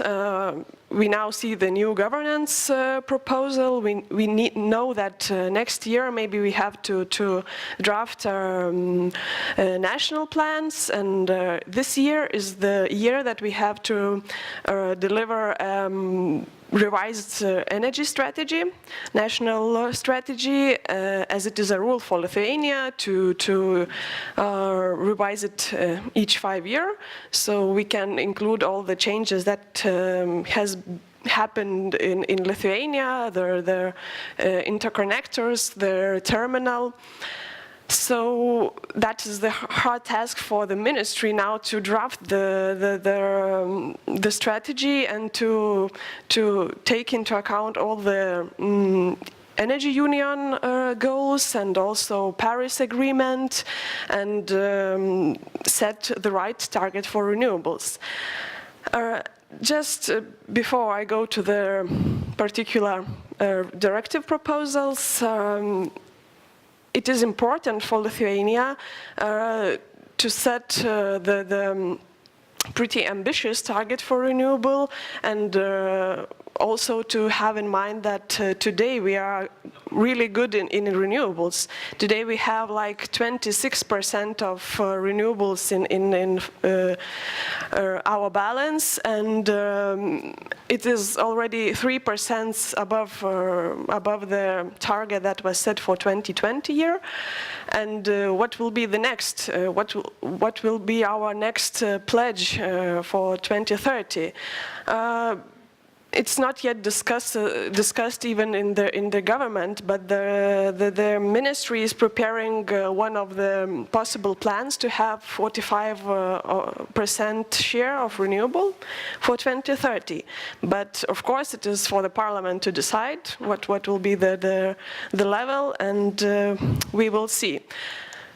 So in general, we welcome Commission's proposal to have and decision to have a EU level target. We think that Lithuania could go ambitious enough for the national pledge and to the collective target, but there are some uncertainties for us. What will be the rules by Commission that they evaluate those plans? Do they evaluate that we already take much effort to reach and have a surplus of renewable energy in Lithuania?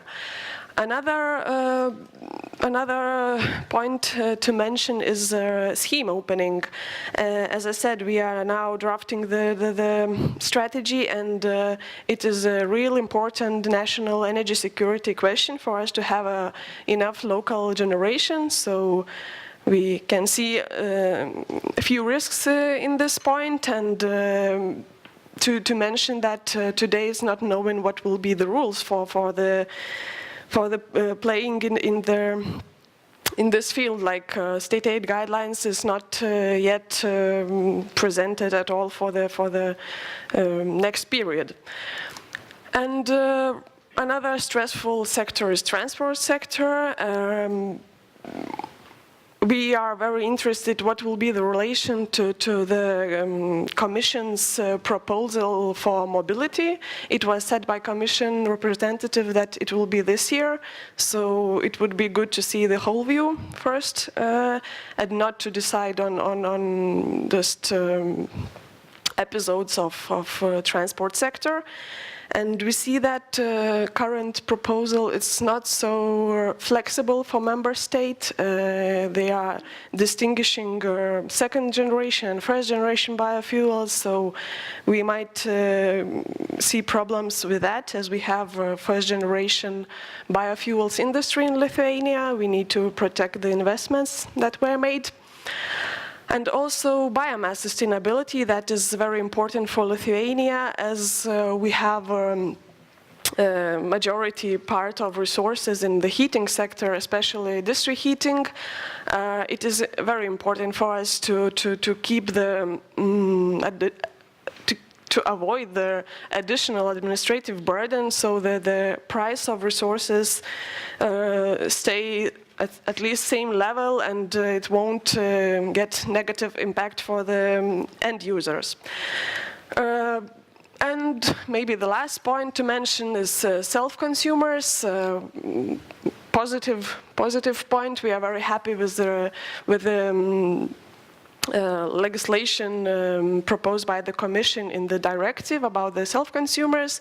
Even our government that has changed in last year, they are very ambitious at this point. They set a target for their work to have, by 2020, to have 2% of their end users independent, self-consumers, so it means that they will produce and consume electricity at their own, and we will see how it goes. We put much effort to reach this target, and just to conclude that, having in mind that now the discussions for the winter package is very, very intensive in the Commission, we still need at the national level to make such strategic decisions, so we don't have to change it when the legal framework from the Commission will be adopted.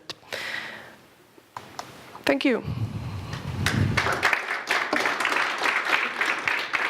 Thank you for your comments. We have a chance to take one quick question, or alternatively, we can. If there's none, then alternatively, please. There's a question there. Jaanus Arugo from Eesti Energia. Questions about cross-border cooperation, especially with Poland. Have you discussed and found out how the common opening of the renewables electricity support schemes with Poland might see in practice? We haven't discussed it yet, but we feel that it needs to be done, but not much to say today about it. Thank you. We are taking up some of your remarks in the panel debate. Thanks again.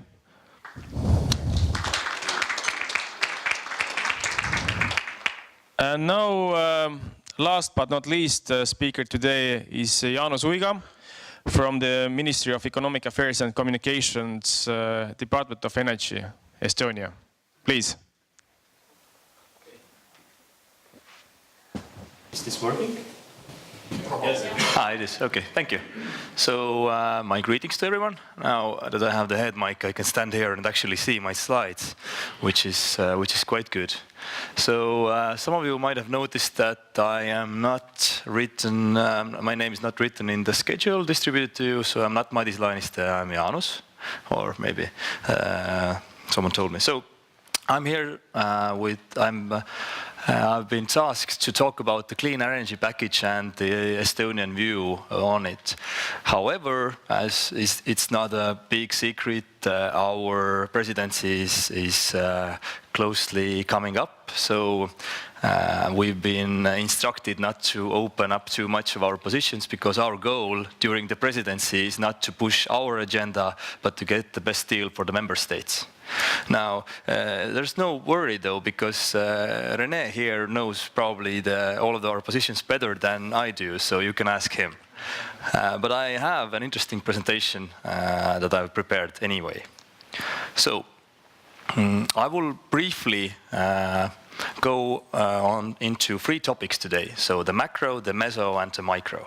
So when we look at the long-term climate and energy policy, we should look at the 3 different levels, and then see what we should do or what we should not do. So the macro level describes the policies and the government, the meso level describes the communities and organizations, and the micro level describes the individuals. So, for example, my main field is electricity, so the macro level is the Electricity Market Act and electricity market design coming up. The meso level is the electricity suppliers, electricity network companies, and micro level are the consumers. And these 3 levels must come together in order to reach our long-term energy and climate goals. Now, I have a quite pragmatic view to the long-term energy and climate policy and everything that we've just discussed in here. And I was really glad to see that the Lithuanian colleagues share the same view. So the main goal is reducing the CO2 emissions.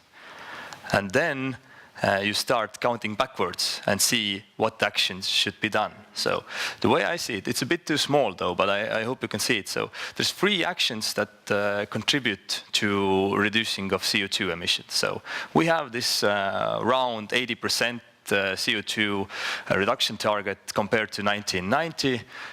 For us, it's a good year because in 1992 their emissions had reduced already by 50%. Now though they've remained almost on the same level. Okay, sorry, I lost my screen. So the three actions are increasing the share of renewables or substituting the existing fossil fuel production, doing activities in the energy efficiency sector, and innovation activities, so making things better, improving the technologies we have right now. So, and renewables you can do in electricity, heat, transport. And for every country it's different. As you saw from Norway's example, electricity sector is fully renewable. You get hydropower, which is like money from the sky. Yeah, not everyone has this luxury. So it's obvious that they would focus, and Sweden would focus on transport and making that more efficient. But for other countries, there might be different solutions that are relevant. Now, I'm not sure about the date though, but recently what happened was that our national parliament adopted the long-term climate policy until 2050. So that's not a development plan in its sense, but it's just the basic policy for the climate and energy policy for Estonia. So basically it says that we should reduce our CO2 emissions by 80% compared to 2050. And then, now that we have this mandate, we can start counting backwards and see when we should stop using fossil fuel power cars, when we should stop building new fossil fuel power plants, when we should build new renewable power plants. It's quite easy. So this is a pragmatic approach to the goals and everything, to the clean energy package as well, because the main goal remains always the same: reducing CO2 emissions to combat climate change.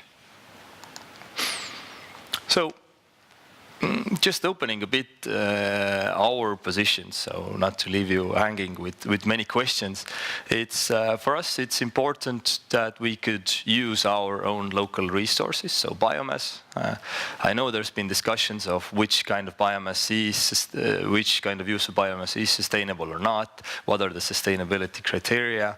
So these are the things that should be taken into account. But in my mind, going into the common sense corner, I would say that if a country has 50% forest, it's not comparable with, I don't know, let's say Netherlands, which is a country with the same area, but I'm not sure what the forest area is, but it's probably non-existent. So you can't have the same, you can't measure these countries with the same way. We should look at the context. And for Netherlands, they have other solutions. They use wind a lot.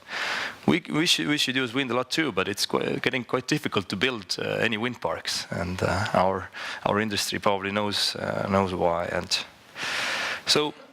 And what's also important for Estonia is level playing field and opening up and level playing field and cooperation. So if we have this common goal in the EU to get to minus 80% CO2 reductions, then we should do it jointly, not that everyone does their own activities, which might work, might not work for each other, but work against each other. So opening up the renewable energy subsidy schemes, it might not be something that we would be opposed, but that already depends on the context. So if our taxpayer money is used to build a renewable energy production site in Portugal, is that okay for our consumers? I'm not sure it is, but with the physical connection, having like lowering tariffs, it could work. It depends on the context. So if that means less cost for our consumer, then why not? And obviously, we hope that someone would come and build their installations to our country.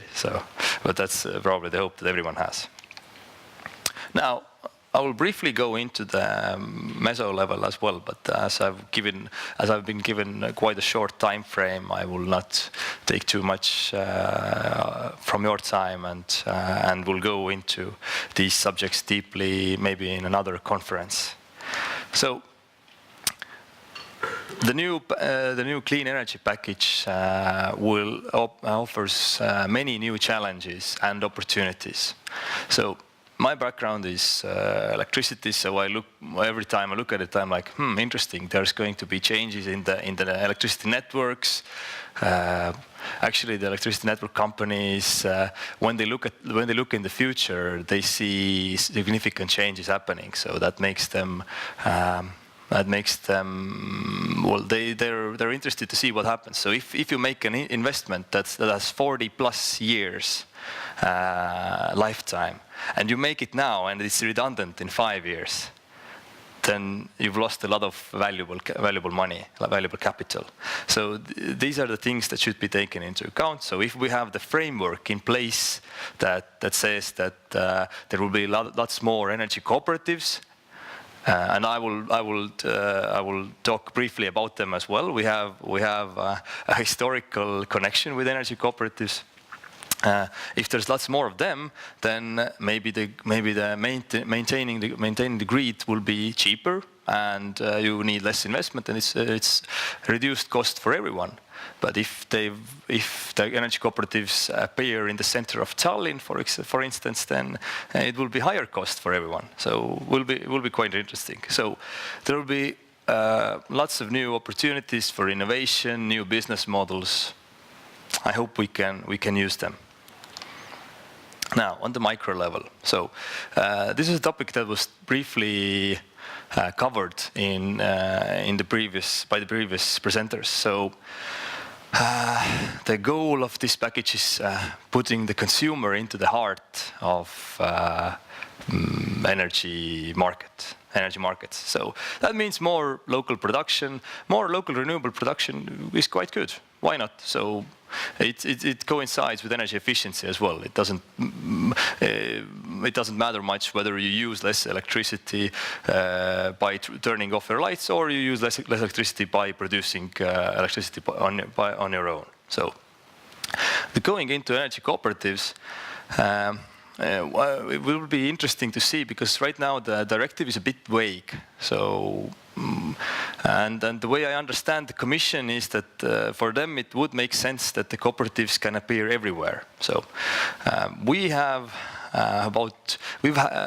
in 2005 maybe we had about 2,000 of these energy cooperatives from the Soviet times. So these are old buildings that summer cottages, people have had their own networks, and now there's about 200 to 500 of them left. Don't quote me on these numbers.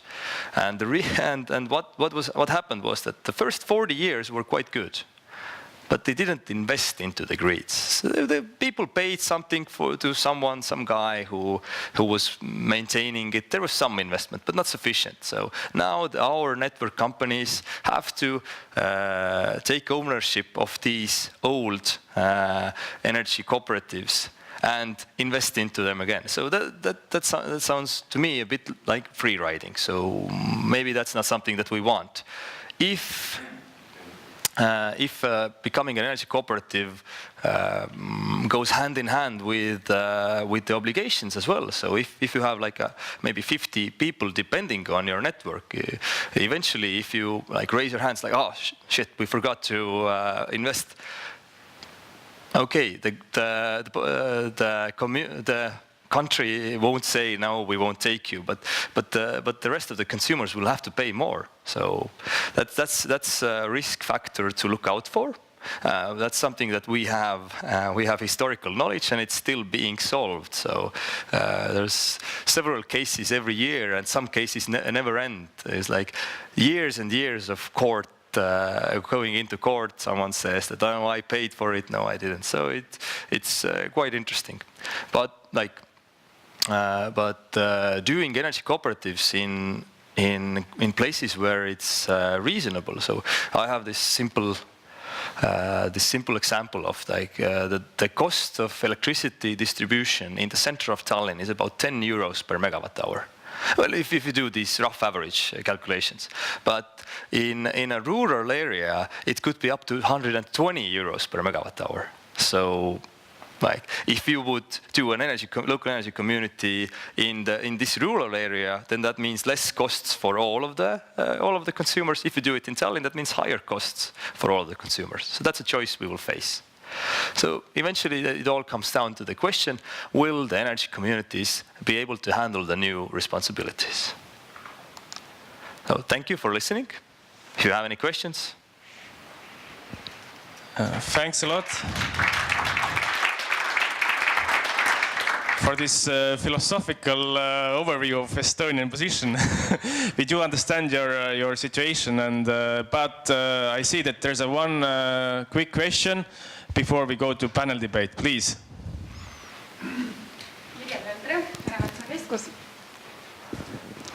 Jaanus, have you seen any documents where have kind of European Union objectives connected to these communities? Are there any predictions?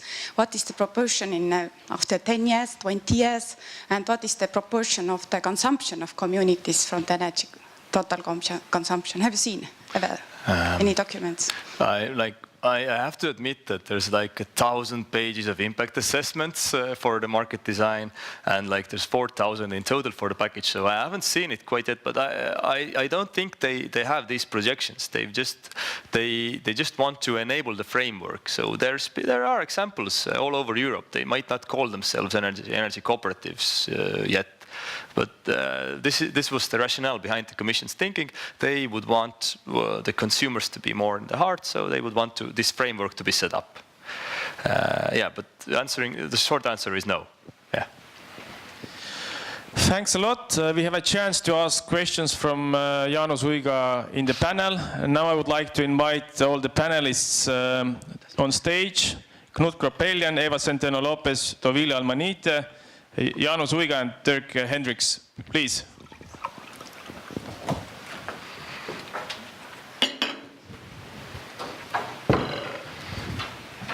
Hey. Hey. Water. Hello. Thank you.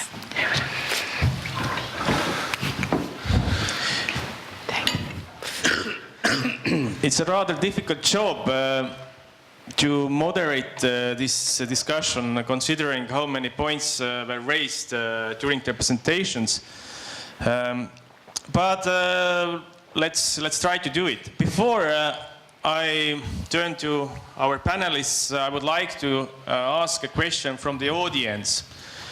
Please raise your hand if you think that renewable energy target 27% by 2030 at the EU level is ambitious. Raise your hand if you think that the target 27% is ambitious. Second option is please raise your hand if you think that EU can do better. EU can be more ambitious. Easy for me to say. So we see that the majority of the audience thinks that EU can do better. And the first topic I would like to address the panelists is related to the targets. Industry representatives Knut and Dirk, you both referred to recent record low bids in offshore wind energy. And Dirk, you mentioned that this should have an impact on the revision of the EU target, considering that the impact assessment that the Commission has put forward uses old and outdated figures. So please, could you elaborate on this a bit? Dirk, let's start from you. Well, I mean, as we have seen here, I guess Dong is an extreme example of what they are currently offering, and I hope that they will be able to materialize it. But I mean, nevertheless, what we see is if you look, for example, at solar thermal, the prices, production costs for electricity from solar thermal, solar panels, from wind have come down quite considerably. I guess something which is always overlooked is that also hydropower prices are really show very low production costs. And as pointed out before, the big problem is that in the impact assessment we have figures that are much higher than the actual price today. And I mean, of course, if you want to make a very informed decision about how you can increase the volume of renewables throughout the EU, and you take the costs as assumed in the impact assessment into account, you will come, of course, to a much lower number than if you're going to take the actual cost into account. So the question will be, how can we get, with the same amount of money, much more renewable energy into the system? Thanks. Knut, would you like to elaborate on this? Yes, can I just say the obvious? That is that we would like to see higher climate targets. We believe that the 40% target for Europe for 2030 is not enough under the Paris Agreement. So that I think is a very important message that I forgot to say. But we have taken for granted that the winter package is about how to implement the new target structure that has been adopted by heads of state. I mean, this was agreed 2 years ago. It's 40, 27, 27, and then there was a little asterisk on the energy efficiency target that the Commission would reconsider, and they came back with a 30%. So for me, I would think that discussing percentages for renewables, well, I'm sure there will be a political decision, but we are much more interested in discussing how to reach those targets in a good way. My little point today was that you can always run after technological developments with new statistics. That would be a never-ending story. So the Commission, the new assessments will be out of date before they come on the table because things happen in the market. And the way we now see maturing of renewable energy is happening so quickly. This is an extreme example for offshore wind, but that to have a focus on setting targets in a market where the product is getting so attractive, I think is belonging to the past. We should start to think about the energy system and having a much more focus on the infrastructure and on the energy use than supporting the production of renewable energy. Eva, you were dissatisfied with the targets in relation to the Paris commitments when outlining the Swedish position. Would you like to elaborate this a bit further and maybe to add to this discussion on renewables target? Yeah, what I try to say is, as we hear here as well, is that we see that the goals that are set to 2030 will not be enough to reach the Paris Agreement. And we see that there should be there is a mechanism in the Paris Agreement with this 5-year cycle to revise, and the targets should be revised in order to be able to deliver to the Paris Agreement. And of course, renewables will be an important part of delivering the targets. So yeah, that is. I don't know if that was the answer. Thank you. Jaanus, Toovile, you both mentioned that greenhouse gas reduction target should be the main focus. Why?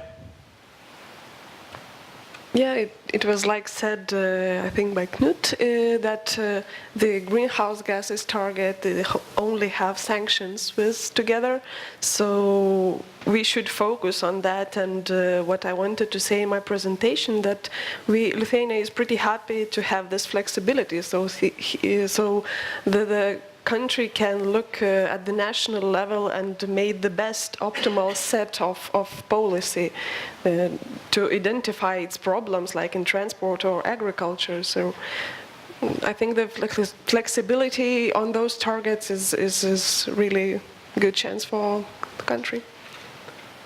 Jaanus. Yeah, I can totally agree. So I think if we look at this like 2050 framework, 2050 is so far away. We don't know what technologies are available, as we heard today. And this extreme, or not extreme, maybe it will be the norm in the future, this new wind park with zero subsidy. Like, we didn't know that was going to happen. It just happened. So if we fixate too much on specific targets, so let's take for example this 10% renewable target in transport, which was set and now won't be continued after 2020. So, because it was seen that it was too much. So, focusing too much on these on the sub targets, I don't think that will work. If our goal is to reduce the CO2 emissions, we should look for ways for efficiently reducing the most CO2 per euro used. Well, and that depends on the country. For smaller member states, it's probably like you want to get the best bang for the buck, so to say. So the more value for money. Maybe the larger countries want to do some more visionary approach and support innovative approaches to every sector. Thank you. Would anybody from the audience like to add to this discussion? Actually, I have a question. Please, there's a question. I have a question to the Lithuanian representative. Well, you built the gas terminal in Klaipėda. How does this affect your renewables? Because you have to pay for the terminal. Can you please give some? I heard that in Vilnius you have to use only gas. So, but please explain, because and also Estonians are planning to have gas terminals. Isn't one enough in the Baltic states? Maybe to answer shortly, I wouldn't like to go much deeper in the gas sector, as not my competence. But as far as we drafting this strategy, we see that the gas will be in the mix for some time, and it will be like the service for the renewables to come into the market. And as far as I know, the terminal is being discussed widely with the regional partners. So I think even the terminal should change their how to say, propose and maybe turn their services into other direction in the future. What about Estonia? Planning to build two, not one. No, yeah, it's a good question. I mean, these projects that you're referring to are commercial projects. So it's not something that the government has said that here shall be not one but two terminals. So if they're gonna be built under commercial terms, then why not? We shouldn't stop our companies to make investments. Now, coming back to it might not support the renewables target, but if you think to the CO2 emissions target, like if you put gas into transport, then you would reduce CO2 emissions quite significantly. So why not think of it as a wider solution? After the Baltic connector is finished, there will be a much larger gas market to be serviced. So that's even the Finnish market. So I'm not sure whether 2 or even 3 terminals would fit into this small market, but it's up to the market to decide whether they're going to be built or not. Thanks. There were 2 more questions, please. During these 2 days, we heard mainly that when we were speaking about the renewables, that it was only wind, hydro, and solar. If we are speaking here about the fuel, we are speaking about the biofuel.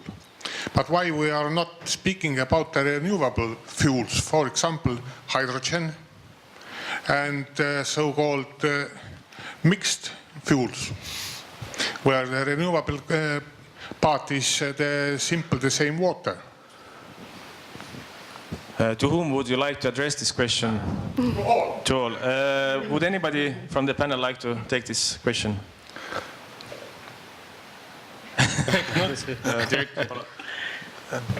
The way I understand it, hydrogen is an important element in the transition, but hydrogen is an energy carrier.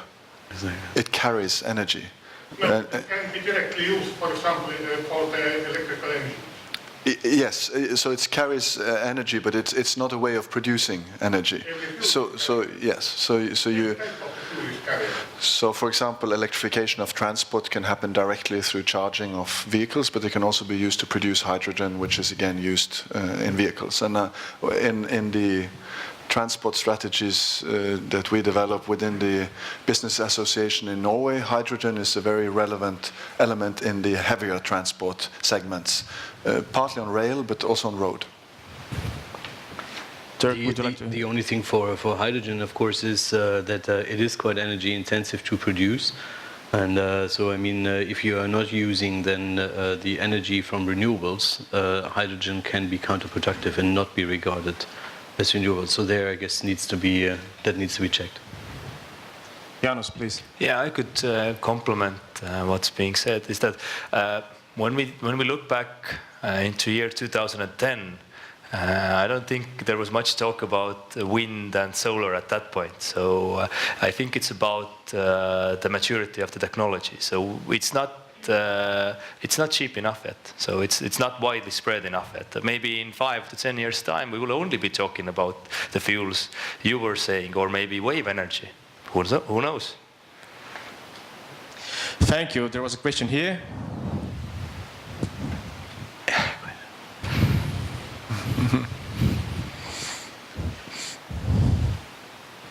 It was just a comment really on the targets question. Sorry, Sam Thomas from the IEA. And not to treat renewables and energy efficiency in the same way when we're thinking about the impact on the ETS price, because the rationale for intervention is different in the two cases. So for renewables, the rationale is to support deployment, which then brings down costs. So in the long run, thinking about the presentation we had yesterday from Chalmers on learning curves. And then there's a valid debate to be had about whether we reach the point at which support has to be removed from certain technologies given its cost competitiveness and the further down the cost curve we've come. With energy efficiency, we're talking about different market failures. And I guess generally the hypothesis is that price doesn't drive energy efficiency action to nearly the same extent that it would drive renewables deployment.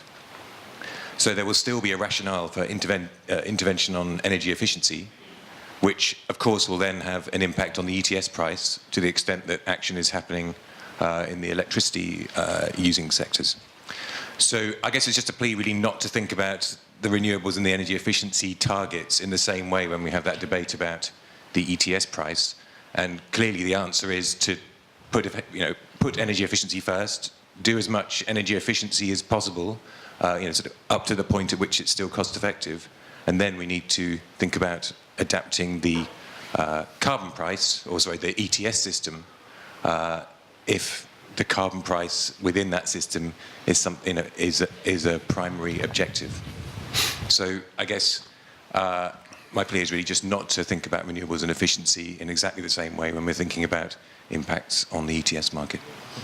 Many thanks for this very valid remark. Please, there's a question was here. All right. For Jaanus Uiga, this question, please.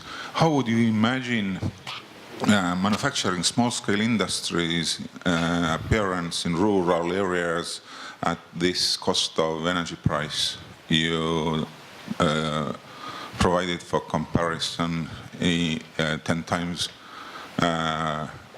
different from the one in the city? The 10 versus 100, it was 100 up to 100 euros in the rural areas. Was it? Yeah, as I said, if you do these rough calculations based on averages, then the costs are that different. But as well, maybe I failed to mention it. There is no differentiation between electricity distribution cost in Estonia based on location of the consumers. That's written into the Electricity Market Act. So that's a socialized cost. But the example I brought out only because people have the right to get electricity supply. But if the new energy cooperatives come in and start disrupting this system in the wrong way, well, if they do it in the 100 plus euros per megawatt hour places, then it's perfect, and then it will be cheaper for everyone. But if they start doing it in high density populated areas, then we will have a problem because it will be higher costs for everyone. In the high population density areas and in rural areas. I'm not sure if that answered your question. Thanks, please. There's a question here. Thank you very much. I think it's interesting, your comment about energy system, because to widen the view from targets to the way that the choices are made in the energy system, that comes in also its balance between energy efficiency and supply.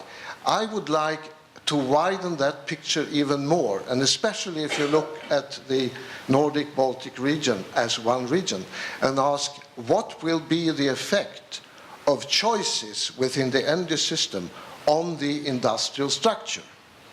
Give you an example. In 1909, the Swedish Parliament decided to electrify Sweden. Out of that came a world company, ASEA, later being ABB. The Danish started the wind energy adventure, and out of that came a world-leading company in wind energy. The Germans are complaining that they are losing too much of their industry for the PV to the Chinese. So one should ask, what are the effects that we have of what we are doing and what the choices we are making?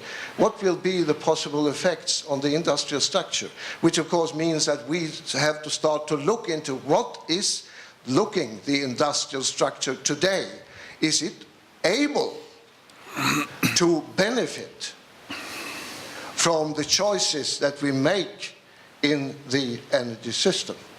Take for instance batteries.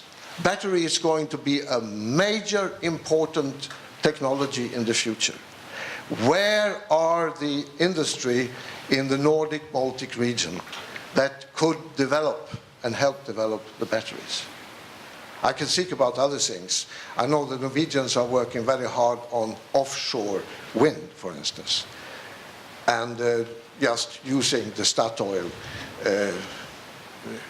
So could I have, please, a response? To whom would you like to address the question? Well, I mean, the one who, I don't know which one of you are sitting over there, who raised the energy system question. Please. Was it me? Yeah, I think it was you. I started something I couldn't finish. Isn't that a saying? I can try. I understand the question is about the interaction between the energy system and the energy-intensive industries, and of course it's a very European. No. It's a feedback to the industrial structure. We have to make the machines. So it's not the energy-intensive industry. That's not so interesting. I know that is the energy efficiency. We have to do a lot there. But I'm asking for the future. What is the effect on the industrial structure? Like ASEA, like Vestas. Where are those industries in the Nordic-Baltic region that can benefit to be leaders on batteries? Like Vestas become a leader on wind technology. Those are the interesting things.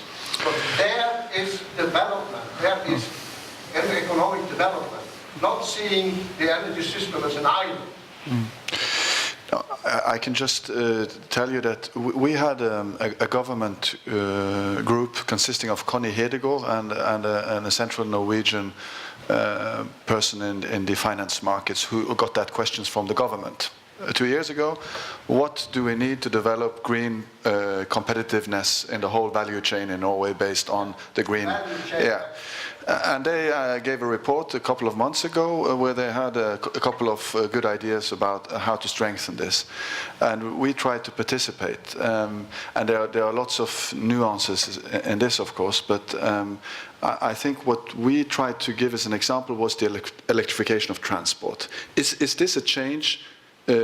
I mean, it is a change that is necessary in our economy, so to say, and Norway is there because we have a decarbonized power production, we have high security of supply, but we need to decarbonize transport. Is that going to create new companies? And we made an exercise and we saw a rapid rise in the number of registered companies in the registers. So it went up from 3 or 4 or 5 companies up to hundreds of companies. And the interesting thing is, of course, that they are not traditional manufacturing companies, they are Silicon Valley companies.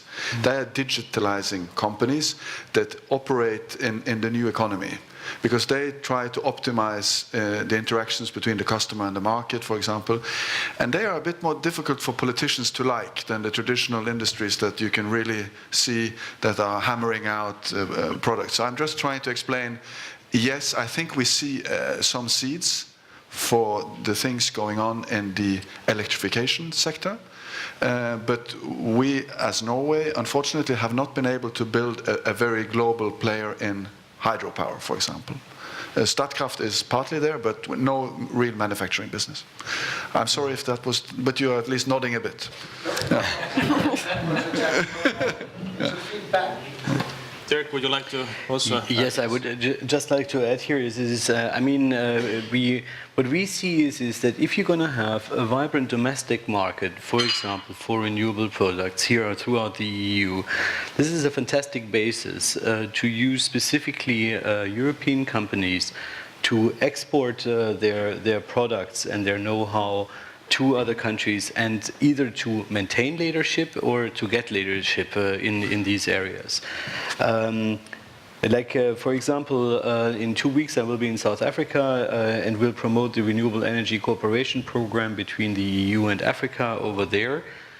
Here I'm talking about the hydropower sector. There will be lots of project developers, project investors from Europe that are going there. You have a lot of hydropower equipment companies who are using this, their success and their leadership from Europe in order to create new markets abroad and to go into the export of renewable products.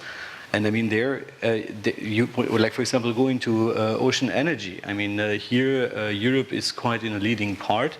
It is massively supported because it's a very young technology. But I mean, if you're going to give them a chance to prosper here in Europe, you can definitely use this as an export tool, which is then benefiting the industry in particular, which means jobs, which means value created in Europe. And this is why this is also an additional benefit here of promoting the renewables, of course. Because what we see is I mean, just to be coming back to the beginning here of the session is, I mean, you have countries who are taking up now renewables in a much faster and much larger scale than it actually happens in Europe. I mean, take for example China. Now I would take my right as a moderator and give the focus on a certain topic which I was instructed to ask. And this is regional cooperation. Most of you mentioned this, and some remarks were critical, some were more positive.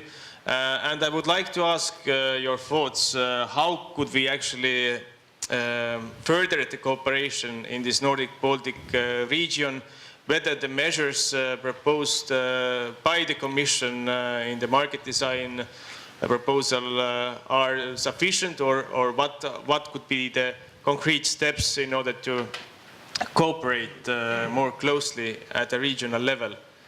Who would like to start? I can maybe start. Please. Just in my mind that probably the Commission has in mind that preparing those national plans, looking through all the sectors and industry also, and bringing climate, energy, education, science all together in this plan should answer all those questions, will be interlinked, and also the cooperation regionally that we have to consultate with our neighbors with these plans, but just short notice that the timeline for those plans and those consultations in the idle way is really too short. I mean, we have like 1 year to decide nationally and then consult with the international. So maybe it is the good aim, but just the timeline is too strict, just from my side. Anybody else? Eva. I maybe could say some words, and I think that the BMIP is also an established forum for Baltic-Nordic cooperation, and that should be actually we have all the possibility to increase cooperation in that forum and, for example, exchange on the plans and any other issues. It has been developed, so now there are different working groups with different, so it's not only about the electricity market, but also on renewables. So we have the structure there, and I think we should make use of it. Jaanus, please. Yeah, I think it's good that you mentioned PEMI because there's a lot of quite activity going on in there. Well, I know more about synchronization, but yeah, I would guess that like cooperation is something that like no one will say on stage that no, we don't want any cooperation, but the cooperation stops when it comes down to the money. So like as long as you get the money, you're willing to cooperate and the value. So both from cooperation, both sides should get something out of. So in my mind, the cooperation shouldn't be forced upon countries, but it should somehow come from inside. So you look at the other country and see, hey, they have a good industry on, like, let's say, wood industry. Like we have some too. Maybe we can do something together. So, and in renewables, it's especially important. So, if you look at the Nordic electricity market, then we all benefit from the hydro from Norway. So, it's simple as that. The more interconnected we are, the better it is. Mm-hmm. Knut, you had some remarks regarding the certificate scheme cooperation between Norway and Sweden. Would you like to elaborate on that and maybe make a suggestion how could the entire region make a cooperation model that is viable and beneficial for everybody? No, I will be quite careful. I'm not a government representative any longer. but I think the general point was just that we, from the industry side at least, are very positive to increased regional cooperation because we think that it will strengthen the possibilities to play on our strengths. Without everybody building up national champions, because that is a bit what is happening now, that every country supports their national champions in this race towards a bright future where everybody will export renewable energy to I don't know who. So it's good to sit down together and talk about how to operate this in a more coordinated way. That's a very general level. On a more detailed level, we have had discussions on how can the industry representatives help the TSOs sometimes. The TSOs are not very often interested in market operators, but I think they should be. And we have talked about the stakeholder forum. I think someone here in the rooms knows about the Olila report coming soon. I hope there will be some thoughts about integrating the market operators also in a government dialogue. I think that's as far as I can go. Thanks, Dirk. Well, we certainly welcome regional cooperation, and I mean this is one of the things that are favored also very much by the European Commission. And I guess, as Knut pointed out in his presentation, it can be specifically used to reduce system costs. I mean, because rather doing it together than each nation by itself. What needs to be, I guess what we see for the moment is that it is not quite clear how regional cooperation should happen. In this respect, I can only point out to a report that has been recently published and it was done by, it's all about regional cooperation. There are 4 different models in it. It comes from the Heinrich Böll Foundation and World Future Council. And what they have recently done is that they have demonstrated specific local examples on how these cooperation can look like. And you have some very promising examples in Denmark, for example, together with Germany, but I guess there's also Sweden in. And then what we see here is that when it comes down to the local level, you have quite a lot of barriers that are not significantly addressed yet. And this is like, for example, just planning rules. It's a language issue from kind of like community to community. And for the moment, we have the feeling that it is very much driven by persons, like, for example, mayors of 2 cities cooperating, etc. But there's definitely a potential in it. But we need to be careful because I completely share your consideration here. it's about also acceptance of renewables, because if you're going to make the benefits that the citizens of country A paying rather than for citizens in country B, this might cause problems. So there we need to be very careful. Now I would like to take a couple of questions from the floor. There was Lauri Tammist waiting for quite some time already. Please. Yes, well, luckily the question was actually more about this topic. So we've heard quite a lot about the EU wanting to kind of push into synchronization of the markets, harmonization of the approaches, policy approaches, and subsidies have been.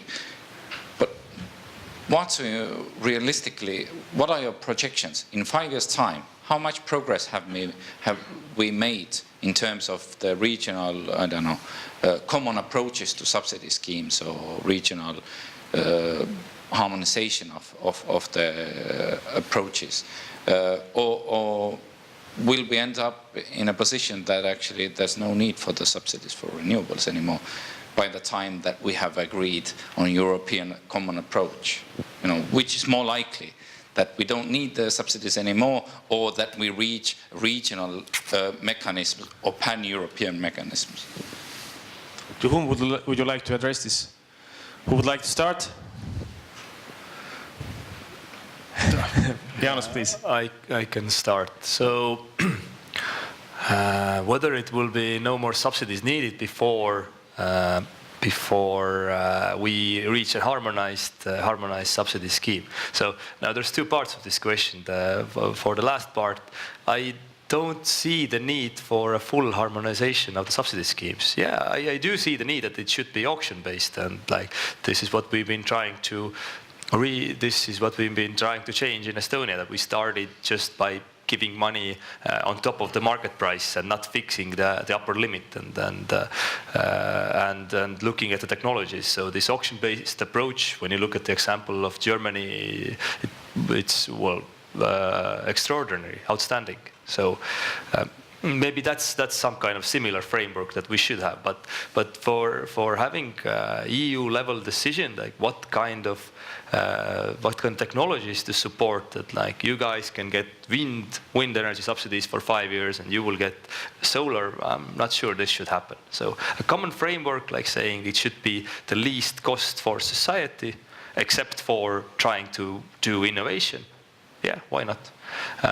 I think this we will reach in 5 years' time. It will take the latest 2019, the new proposals should be entered into force, then it takes a few years, so 5 years. Now, whether we will need subsidies, I don't know. Maybe for new technologies. If you look at the developments right now, if we get the market design right, maybe there's no need. Maybe the subsidy will be only €5 per megawatt hour, which would be great for the society as well. Because if you look at the Estonian electricity consumer right now, they're paying over €10 per megawatt hour for renewable energy fees. So it's increased every year. I'm not saying it's bad, but they can feel it. So yeah, maybe go for solutions that are cheaper and cost effective. Not cheaper, sorry, cost effective. Yeah. This was an important remark from the upcoming European presidency from the Estonian side. So please to make notes. But would anybody else like to comment on that? Dirk, please. Well, for me, there are just two important points into it, in addition to what you have said. And I mean, the question is what will happen to overcapacity, because this is what making it hard for investors to come in. And the second thing is in particular, what will happen to subsidies to conventional and nuclear. And I guess then this will answer then your question, depending on this development. Knut? No, it's not answering the question, but just 2 points in relationship to the regional integration. I think that the dialogue between Commission and Member States on capacity remuneration mechanisms has shown that it's important to integrate also foreign capacity. So, for example, Norway has been able to participate in the UK capacity remuneration mechanism through the interconnector that is planned. So there, do you see a tendency towards a more regional approach to security of supply, which is beneficial, and I think we will see further movement on that over the next years. On the opening of support schemes, well, you remember this Åland Vindkraft case, at least the lawyers do, where the court was asked if that should not be the general rule in Europe, that it's not allowed to discriminate, because it is a discrimination in many ways. It's just that it's allowed under the existing treaties. But the Commission, of course, has to see Europe from the moon. And it's strange that you're building sun where the sun is not really very optimal, and you're building wind where they're not the best wind resources. You should be doing this where it's socio-economically most beneficial in the European integrated economy. It's very, very, natural line of thinking. So I think our problem is that it's not matching the physical properties of the energy system. If we are going to get a lot of money from Malta to build new wind power in Norway, that's not going to reach the market. We have a large surplus in the Nordic market. The surplus will become even higher, the prices will go even more down, and you will not change anything in climate. In the climate world. So there are some challenges to this, but I think opening up of support is the right way to go principally. Eva Dovile, would you like to add to this, or we take then another question? Let's take another question then. Last question from the floor, please. Well, I have a big question for you all about regional cooperation. So, when we desynchronize from Russia and synchronize with Europe, we have to build either a cable to Sweden or Finland, because we will need alternative current. Because the 3 cables we have now, they're direct currents, and you need alternative current to keep up the pressure constantly in the households, which the Russians have, and then we'll need a replacement. Or else we need to build up in the air, what do you call on these piles, what do they call these? Overland lines to Poland, Germany, for alternative currents.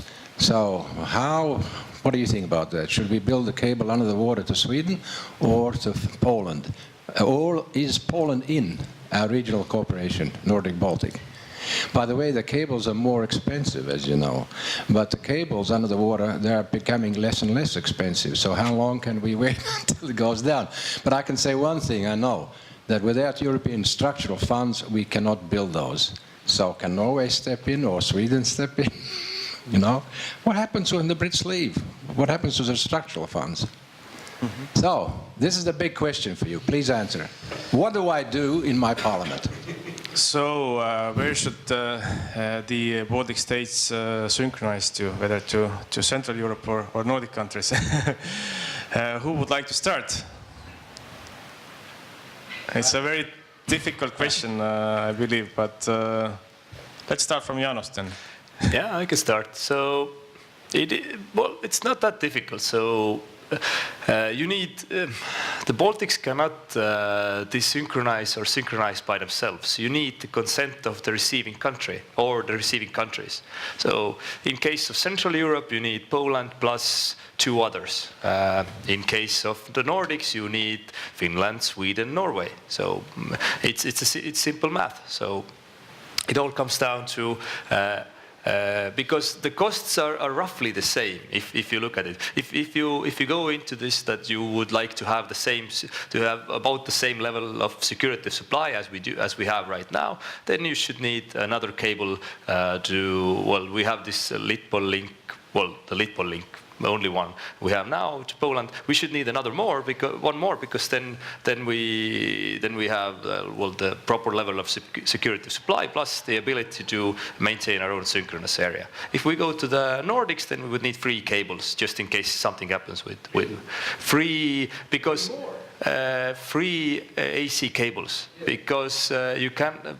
It's because of the capacity, because undersea cables have lower capacity than overhead lines. So this is why you have free. It's free times 2,025 megawatts, and the one would be much higher capacity. But the costs are roughly the same if you take all into consideration. It's about 1 billion euros. So obviously, no one can manage it by themselves, but it's a case of of whether the European Union would want their member states to be all in the same legislative environment or not. So currently, we're in a synchronous area that's not bound by EU law, and yeah, we cannot affect the rules of this in any way. So that's a question of the union that we have right now. So we're working towards it, and I think we will eventually have the best solution.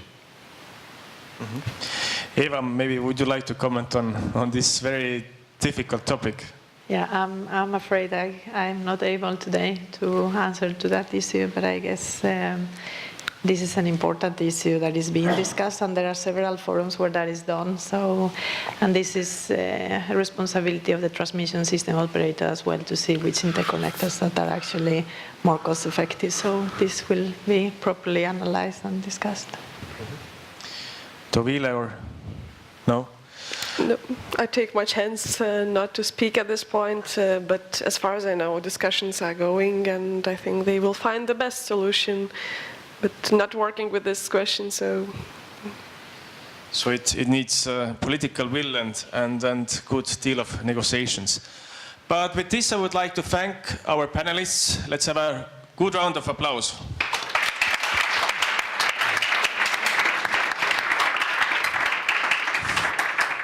Thank you, and for the wrap-up and conclusion, I would like to give the floor to Johan Vetlesen, who is the Deputy Director General from Norwegian Ministry of Petroleum and Energy.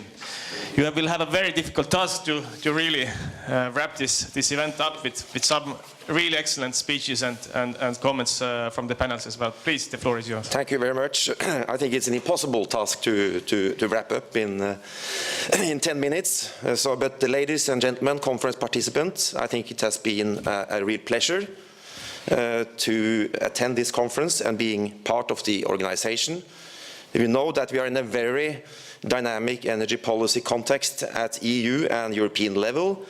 The latest Clean Energy for All Europeans package has really peaked everything with a significant number of political and legal pages.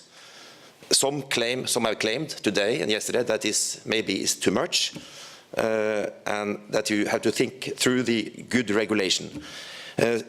But we have tried in this conference to address some key aspects, having in mind that it's not possible to cover all aspects of the energy union in 1 day and a half. But we have been through all dimensions: renewable energy, energy efficiency, governance, technology, market design. As a chairman of the Nordic Council of Ministers Senior Energy Officials Committee, I must say that we are quite satisfied with the outcome. We had very stimulating debates. As neighbors, I find it very logical that the Nordic and Baltic countries exchange views on the EU Energy Union process. This has been a Norwegian presidency priority project. It has been very important for us to organize a platform in Nordic cooperation where exchange on EU and EEA energy matters takes place. And we could foresee that we extend this to the Baltics. We expect that the Ollila report also will underpin this kind of work. We have seen from presentations in the policy session yesterday that there are enormous challenges ahead of us dealing with all the dimension of the EU Energy Union. And this has been very timely, and it has been relevant here in Tallinn, since Estonia is taking over the presidency of EU itself. BMIP was mentioned, the Baltic Energy Market Interconnection Plan. Here we know that there are much work going on in a more formal setting, but this does not exclude that we could have complementary events like this in the Nordic-Baltic context. We have had a good policy session and seen how different dimensions and targets of the energy union are tied together. We know more, I hope, about the 2030 policy of the EU being planned. What should be decided on EU collective level and what should be implemented on national and local levels are crucial. We heard yesterday about, very constructively, about the global challenges from the IEA, and that the case for policy intervention is still there. So we have also achieved better understanding of what a new governance regulation could mean with increased planning and reporting. Some concerns, again, for the volume, administrative burdens were raised. Governance is related to energy efficiency, which is related to the effectiveness of the ETS system. Efforts on EE, also energy efficiency, also affects renewable energy share of member states, so everything in a way hangs together. The relationship between the target structures and dimensions and how they interplay is very complicated. Are all targets as important as the other, or is CO2 target the most important one? That's, of course, an important issue. The Energy Union consists of 5 dimensions. I think even technology and innovation has now entered into the core of our discussions, as you heard from Nordic Energy Research and also from the learning curve perspective from Mr. Vene. We also learned again from the eagle's eye of the IEA, I call it the eagle's eye, the overview, that the Nordic and Baltic countries are quite proactive, both in policies to promote energy efficiency and renewable energy sources compared to other countries. On certain energy technologies, we have seen that our countries are in the lead. We could show the world and the rest of Europe some of the solutions. I have understood from the energy efficiency session yesterday that the policies to promote energy efficiency is still strongly promoted by DG Energy and policymakers in Brussels, and we got a quite good insight in the proposals. We also heard from Jacques Delors Institute and Jean-Arnaud Vinois again how EU energy policy has evolved. A very impressive picture was given by Vinois, I think. The Energy Union will not be built in a few days. Convergence of policies will take place, even if we are in unique countries with specific production and consumption patterns. I think this is a message from Vinois. We also had good presentation on why the energy efficiency first policy is being designed. We learned that the negotiations are taking place, and we also learned that member states may disagree in some of the proposed provisions. And I think again, part of the concern is requirements concerning plans and reporting. The Estonian TSO showed us that the TSOs are important for good business models and market design. Nordic Commodities showed us excellent practical examples on business models for the promotion of energy efficiency and a good market design. So I think also the Chalmers and Mr. Vene gave a very impressive insight in the learning curves. Again, I listened to that 20 years ago, and now we could give a very good update on that. Thank you. And today we have looked more into the renewable energy dimension or decarbonization dimension of the energy union. Again, the Nordic and Baltic countries are high on the scoreboard. Iceland is not here today, but we have to also include Iceland in the Nordic Council of Ministers, and they are actually also in the upper part of the European Championship in renewable energy. We also gained good insight in the negotiations on various difficult items on the Renewable Directive. We also again learned from Sweden and Norway an example of good cross-border cooperation in joint schemes. So this is also a part of the learning experience to bring us forward to the next phase. And then we had a message from Energy Norway, Kreppelin, market. I think that was the message on let the market decide a little bit. We also, an example from offshore wind now without subsidies in Dong. And then I think we also had some concrete ideas for further cooperation. On technology, we heard that some brainstorming with Baltic countries takes place. So I would like to bring back these ideas to my Nordic colleagues in this energy committee, which is actually organizing this. And I think we also had positive signals from Sweden, who wants to continue the cooperation between the Nordic and Baltic countries, taking into account the BMIP structure as well. And then I think finally I would like to thank the office here in Tallinn for facilitating the conference. Madis Tilga, he's very important.